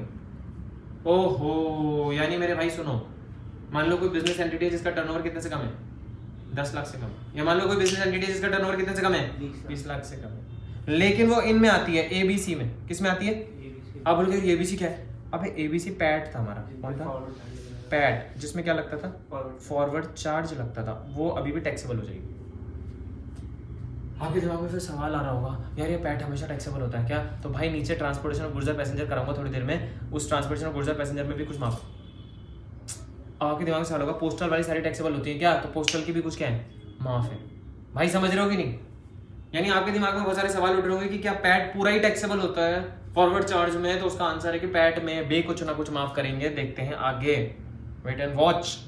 एक बात और बतानी, ये बीच में लेके आ गए रेंटिंग को। आपको याद है रेंटिंग को पहले ये वहां लेके जाना चाह रहे थे फॉरवर्ड चार्ज में, बाद में रजिस्टर्ड वाले को किस में लेके गए, बाद में रजिस्टर्ड वाले में किसको लेके गए, अरे सॉरी बाद में फॉरवर्ड चार्ज में लेके गए ना रजिस्टर्ड को। बोलो ना यार, अरे नहीं सॉरी रजिस्टर्ड को रिवर्स चार्ज में लेके गए थे दोबारा, सॉरी पहले कहाँ लेके जाना चाह रहे थे, फॉरवर्ड चार्ज में। याद है जब मैंने बताया था आपको, अरे आप रिवाइंड करके देख लेना, मैंने आपको बताया था कि जो रेंटिंग वाला है वो किस में था, रिवर्स में था पहले, लेकिन वो उसको एक्सक्लूड करके लेके गए कहाँ, फॉरवर्ड में लेके जाना चाह रहे थे, लेकिन बाद में उसको वापस ही किस में लेके गए थे, रजिस्टर्ड वालों के लिए, रिवर्स चार्ज। भूल गए क्या 5A? तो रेंटिंग के लिए इन्होंने वही बोल दिया। देखो ना पहले क्या बोला था, रेंटिंग में क्या बोला था, रजिस्टर्ड को देंगे तो रिवर्स चार्ज है, बिजनेस एंटिटी को देंगे तो रिवर्स चार्ज है, बिजनेस एंटिटी को देंगे तो रिवर्स चार्ज है, देंगे तो रिवर्स चार्ज है, और वैसे देंगे तो फॉरवर्ड चार्ज है। बट फिर 5A में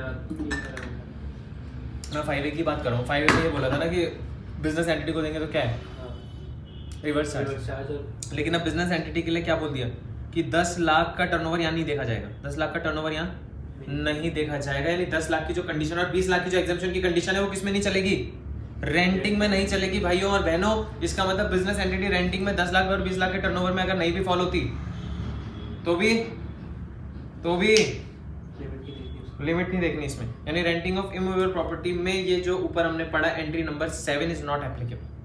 तो जल्दी से बोलेंगे एक बार, जब बिजनेस एंटिटी का टर्नओवर 10 या 20 लाख के अंदर है तो हमने सब माफ कर दी सर्विसेज, कौन सी वाली नहीं करी, PAT, और रेंटिंग वाली भी हमने नहीं माफ करी 10 और 20 लाख की लिमिट में। तो इसका शॉर्टकट बन गया पार्ट। क्या बन गया इसका शॉर्टकट, पार्ट। यानी एक बात याद रखो, कहीं पे अपनी नोटबुक में लिख लो, अपनी बुक में लिख लो कि पार्ट के केस में, किसके केस में, पार्ट के केस में अगर बिजनेस एंटिटी का टर्नओवर 10 या 20 लाख भी होता है अंदर ही अंदर, तो भी इसमें आपका GST लग जाएगा। अब कई बच्चे सवाल पूछ रहे होंगे रेंटिंग रिवर्स चार्ज में, फॉरवर्ड चार्ज में। तो बच्चों रेंटिंग में सिंपल सा रूल है, रजिस्टर्ड पर्सन को दे रहे तो रिवर्स चार्ज है, अदरवाइज फॉरवर्ड चार्ज है। ठीक है, तो एक बार फटाफट से बताएंगे पार्ट में कौन कौन आते हैं। P से आपकी पोस्टल सर्विसेज, जैसे आपकी एयरक्राफ्ट वाली सर्विसेज और प्रीसिंक्ट्स वाली, R से रेंटिंग और T से अच्छा रेंटिंग फॉरवर्ड में आता है, रिवर्स में आता है। रेंटिंग रजिस्टर्ड को रिवर्स में आता है, अनरजिस्टर्ड को फॉरवर्ड में, याद रहेगा। तो और रेंटिंग में 10 लाख 20 लाख वाली लिमिट नहीं देखते, और पैट में भी नहीं देखते। याद हो गया, पक्का याद हो गया। हाँ जी वंशिका जी याद हो गया, हेलो। हाँ भैया। अरे बाप रे। उसके बाद अगर आप ध्यान से देखेंगे,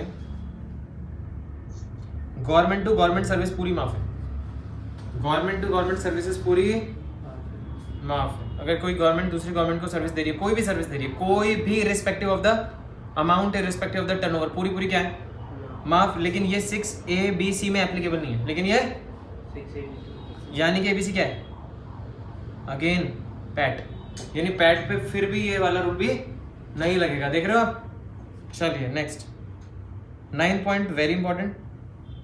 9 पॉइंट में बोला है कि गवर्नमेंट ने अगर कोई सर्विस दी, स्टेट गवर्नमेंट, यूनियन गवर्नमेंट ने, यूनियन टेरिटरी ने, सॉरी, जहाँ पे कंसिडरेशन कितने से ज़्यादा नहीं है, 5000 से ज़्यादा नहीं है, वो सर्विसेज क्या हो जाएंगी, हेलो, जहाँ पे 5000 से ज़्यादा कंसिडरेशन नहीं है वो सर्विसेज क्या हो जाएंगी, माफ़ हो जाएंगी।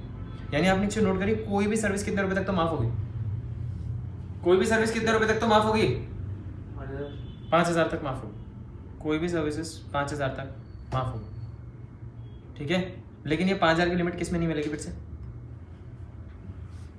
लेकिन ये 5000 की लिमिट किस में नहीं मिलेगी फिर से, ABC में। यानी कि किस में नहीं मिलेगी, पैट में नहीं मिलती। जैसे अगर आपने 50 रुपए का स्पीड पोस्ट कराया तो ऐसे देखो 5000 तक का है, नहीं मिलेगा, मतलब GST नहीं लगाएंगे। हाँ तुम्हारी लिमिट के अंदर होंगे बैठ के 5000 वाली, वहाँ फॉरवर्ड चार्जर GST लग जाएगा, 5000 की लिमिट नहीं मिलेगी। अब मुझे बताओ रेंटिंग में मिल जाएगी 5000 की लिमिट या नहीं, प्लीज। आपके लिए बहुत बढ़िया क्वेश्चन है कि रेंटिंग में 5000 की लिमिट मिल जाएगी कि नहीं मिल जाएगी।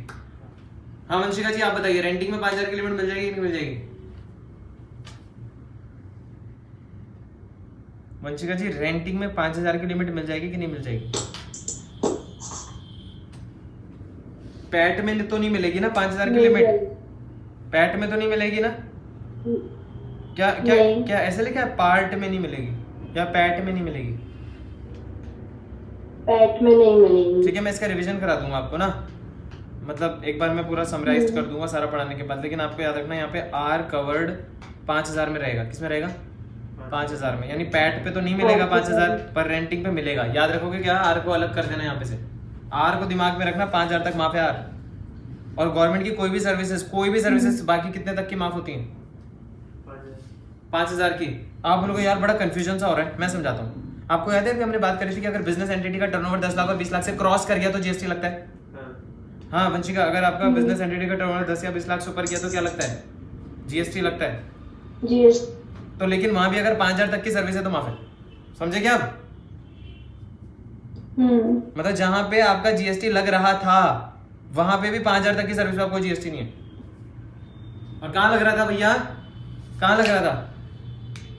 जो बिजनेस एंटिटी को सर्विस दे रहे थे जिनका टर्नओवर 10 या 20 लाख से ऊपर था उन पे लग रहा था जीएसटी। वहां भी 5000 तक की कोई भी सर्विस क्या होगी? माफ होगी। याद रहेगा कि नहीं? लेकिन एक बात यहाँ पे बताने की पैट पे ही एप्लीकेबल नहीं है, रेंटिंग पे है कि नहीं ये बता दो, क्योंकि मैं पार्ट को भी बीच में आपने देखा होगा लेके आया था, तो यहाँ पे रेंटिंग के लिए एप्लीकेबल है। बहुत तेज रिविजन करना है बच्चों, ध्यान से। उसके बाद ये सब बेकार है, ये सब बेकार है, ये सब बेकार है। ठीक है, गवर्नमेंट की 9C 9D ये मैं नहीं करवा रहा हूँ, और गवर्नमेंट की मैं आपको ये भी नहीं करा रहा हूँ, 34 या 47 भी नहीं करा रहा हूँ। हाँ गवर्नमेंट की 61 वाली आ सकती है, 61 वाली किसी भी क्वेश्चन में बच्चों गवर्नमेंट डाल सकती है इसको। अरे गवर्नमेंट नहीं है और इंस्टीट्यूट जो डाल सकता है। तो यहाँ पे लिखा हुआ है कि गवर्नमेंट की वाली सर्विसेज माफ है, पासपोर्ट की सर्विसेज, वीजा की, ड्राइविंग लाइसेंस की, birth certificate and death certificate. कई बच्चे कहते हैं आधार कार्ड का क्या होगा? अरे आधार कार्ड यहाँ लिखा नहीं है, यहाँ पे सिर्फ क्या लिखा है? Passport, visa, driving licence, birth certificate and death certificate. इनकी सर्विस गवर्नमेंट ने क्या करी हुई है? पूरी तरीके से माफ करी हुई है। एक बार जरा 62 को इंपॉर्टेंट लिखेंगे, ये भी गवर्नमेंट की एक सर्विस है जो माफ है। एक बार 62 को इंपॉर्टेंट लिखेंगे, ये भी गवर्नमेंट की सर्विस है जो क्या है? माफ है। क्या लिखा है यहाँ पे? ध्यान से देखिएगा। गवर्नमेंट ने अगर कोई सर्विस दी by way of tolerating non performance of contract for which consideration in the form of liquidated damages payable to government. Government ने किसी को कॉन्ट्रैक्ट दिया, इंपॉर्टेंट है, गवर्नमेंट ने किसी को क्या दिया? प्लीज ये मैं फटाफट बता रहा हूँ, आप ये नहीं बोले डिटेल में चाहिए आपको। 1 नंबर 2 नंबर का वेटेज है इसका। तो गवर्नमेंट ने किसी को क्या दिया? कॉन्ट्रैक्ट दिया। उस बंदे ने कॉन्ट्रैक्ट टाइम पे पूरा उस बंदे ने कॉन्ट्रैक्ट टाइम पे पूरा नहीं किया। उस बंदे ने कॉन्ट्रैक्ट टाइम पे पूरा नहीं किया। तो मुझे एक बात बताइए कि जो गवर्नमेंट ने कॉन्ट्रैक्ट टाइम पे उस पर्सन ने जब ये कॉन्ट्रैक्ट टाइम पे पूरा नहीं किया तो गवर्नमेंट ने उससे क्या लगाया? पेनल्टी, लिक्विडेटेड डैमेजेस लगाए। तो क्या इस पे जीएसटी लगेगा? क्या गवर्नमेंट जब उससे लिक्विडेटेड डैमेजेस या पेनल्टी मांगेगी तो जीएसटी क्या कर दिया गया? इस पे पूरी तरीके से यहाँ पे क्या कर दिया गया? माफ कर दिया गया। लिक्विडेटेड डैमेजेस एंड पेनल्टीज यहाँ पे पूरी तरीके से। वंशिका जी समझ में आया कि नहीं?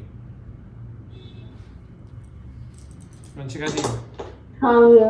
यानी कि गवर्नमेंट जब भी किसी को कॉन्ट्रैक्ट देगी और वो नॉन परफॉर्म करेगा तो गवर्नमेंट उस चीज को झेल रही है, गवर्नमेंट उस चीज को टॉलरेट कर रही है, झेल रही है, और गवर्नमेंट उसके चार्जेस ले रही है। उन चार्जेस पे गवर्नमेंट जीएसटी नहीं लगाएगी। माफ कर दिया यहाँ पे। पेनल्टीज एंड लिक्विडेटेड डैमेजेस करके याद करना है। 63 is not important, 65 is not important, 65 B government की इज नॉट इंपॉर्टेंट। नहीं करनी 74 भी नहीं करनी। अब आप बोलोगे भाई करनी क्या है? अभी आपको मैंने बताया था कि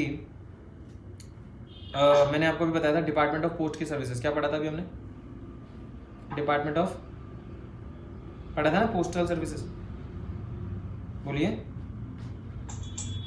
हाँ अभी पढ़ा था डिपार्टमेंट ऑफ पोस्ट की सर्विसेज। ठीक है, तो थोड़ा सा डिपार्टमेंट ऑफ पोस्ट बता देता हूँ मैं आपको, फिर आप जो है अगले पार्ट में हम इसे कंटिन्यू करेंगे। डिपार्टमेंट ऑफ पोस्ट के बाद आप इसका नेक्स्ट पार्ट देख लीजिएगा, और डिपार्टमेंट ऑफ पोस्ट तक का एक बार समझ लीजिए, क्योंकि जो भी पैट था, याद है ना पैट, तो पैट को अब थोड़ा सा मैं जरा एक्सप्लेन कर रहा हूँ कि पैट में क्या क्या रूल्स है, क्योंकि बच्चों को पोस्टल में बड़ा कन्फ्यूजन रहता है। चलिए एक बार बताइए मुझे, वंशिका जी आप बताइए कि पोस्टल सर्विसेज फॉरवर्ड में थी कि रिवर्स में थी? पहले तो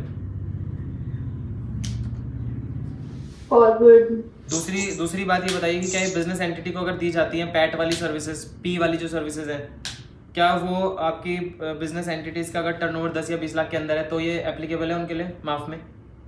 क्या ये उनके लिए पैट जो है माफ में बोला था उन्होंने 10 और 20 लाख वाली लिमिट के अंदर? जैसे किसी का टर्नओवर 10 लाख तक है एंटिटी का, तो क्या पैट माफ है उसके लिए? पैट वाली वहाँ भी माफ नहीं थी। अगर आपने देखा तो एंटिटी में साफ बोला था कि 10 और 20 लाख के अंदर जो उनके लिए सारी सर्विसेज माफ कर दी गई थी, लेकिन पैट वहाँ पे एप्लीकेबल नहीं था, और साथ में रेंटिंग भी एप्लीकेबल नहीं था। याद है ना, पार्ट पूरा एप्लीकेबल नहीं था वहाँ पे। तो वैसे ये पैट सबके लिए टैक्सेबल करना चाह रहे हैं, पैट ये सबके लिए टैक्सेबल करना चाह रहे हैं, पर धीरे धीरे मैं आपको बताऊंगा कि पैट में क्या क्या माफ भी है, पैट में क्या क्या माफ भी है। जैसे फॉर एग्जांपल पैट में आप ध्यान से देखिए, यहाँ पे ये लिखा हुआ है कि जो भी एजेंसी सर्विसेज होती है उन पे तो लगता ही है ना। जैसे आपका, ठीक है, आप ध्यान से सुनिएगा, यहाँ पे क्या लिखा है, सबसे पहले ये याद रखिए कि गवर्नमेंट, ये जो डिपार्टमेंट ऑफ पोस्ट है, प्लीज ध्यान से, इसके मैं इंपॉर्टेंट मार्क करके इसका नोट्स भी आप बना सकते हैं, घर जाके लिंक बना सकते हैं इसके। ठीक है वंशिका जी, नोट्स बन रहे हैं कि नहीं? ठीक है बन रहे होंगे। तो यहाँ पे जो भी म्यूचुअल फंड का भी अगर ये कोई सर्विस दे रहे हैं, कौन दे रहा है सर्विस म्यूचुअल फंड की? Department of post. बॉन्ड्स की सर्विस दे रहे हैं, पासपोर्ट एप्लीकेशन की सर्विस भी दे रहे हैं, और टेलीफोन और बिजली का बिल भी आपका क्या कर रहे हैं, कलेक्शन कर रहे हैं, और उससे क्या चार्ज कर रहे हैं, कमीशन चार्ज कर रहे हैं। ये भी सर्विस कौन देता है? ये भी सर्विस कौन देता है? ये भी सर्विस कौन देता है? डिपार्टमेंट ऑफ पोस्ट सर्विस देता है। अब सवाल ये उठेगा कि टैक्सेबल है कि क्या है? These services are called agency services. ये वाली सर्विसेज सारी कौन सी है? And is liable to pay tax. और यहाँ पे क्या है? Department of post is liable to pay tax, और यहाँ पे रिवर्स चार्ज नहीं लगेगा। यहाँ पे रिवर्स चार्ज मैं तो पहले बोला है फॉरवर्ड चार्ज में, और इसमें मैं आपको ये 5000 की लिमिट में आती है। हाँ, पोस्टल ऑफिस, पोस्टल डिपार्टमेंट की सर्विसेज 5000 की लिमिट में आती है वंशिका? नहीं आती।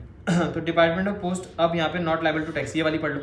अब क्या पढ़ो कि डिपार्टमेंट ऑफ पोस्ट की कौन कौन सी सर्विसेज टैक्सेबल नहीं है, तो पेपर में आ सकता है। तो याद रखिएगा, जो भी आपकी post card, inland letter, book post, registered post यहाँ पे इंपॉर्टेंट है, रजिस्टर्ड पोस्ट, और बाकी भी याद कर सकते हैं। ये बेसिक मेल सर्विसेज याद कर सकते हैं, इन पे जीएसटी नहीं लगेगा। और जो भी मनी ऑर्डर्स वगैरह ट्रांसफर करती है गवर्नमेंट, जो भी सेविंग अकाउंट ओपन कराती है, पेंशन की पेमेंट करती है, उस पर भी जीएसटी। ये वाली इंपॉर्टेंट है कि भाई इन पे पोस्टल डिपार्टमेंट की ये सर्विसेज पूरी माफ है। पूरी माफ है मतलब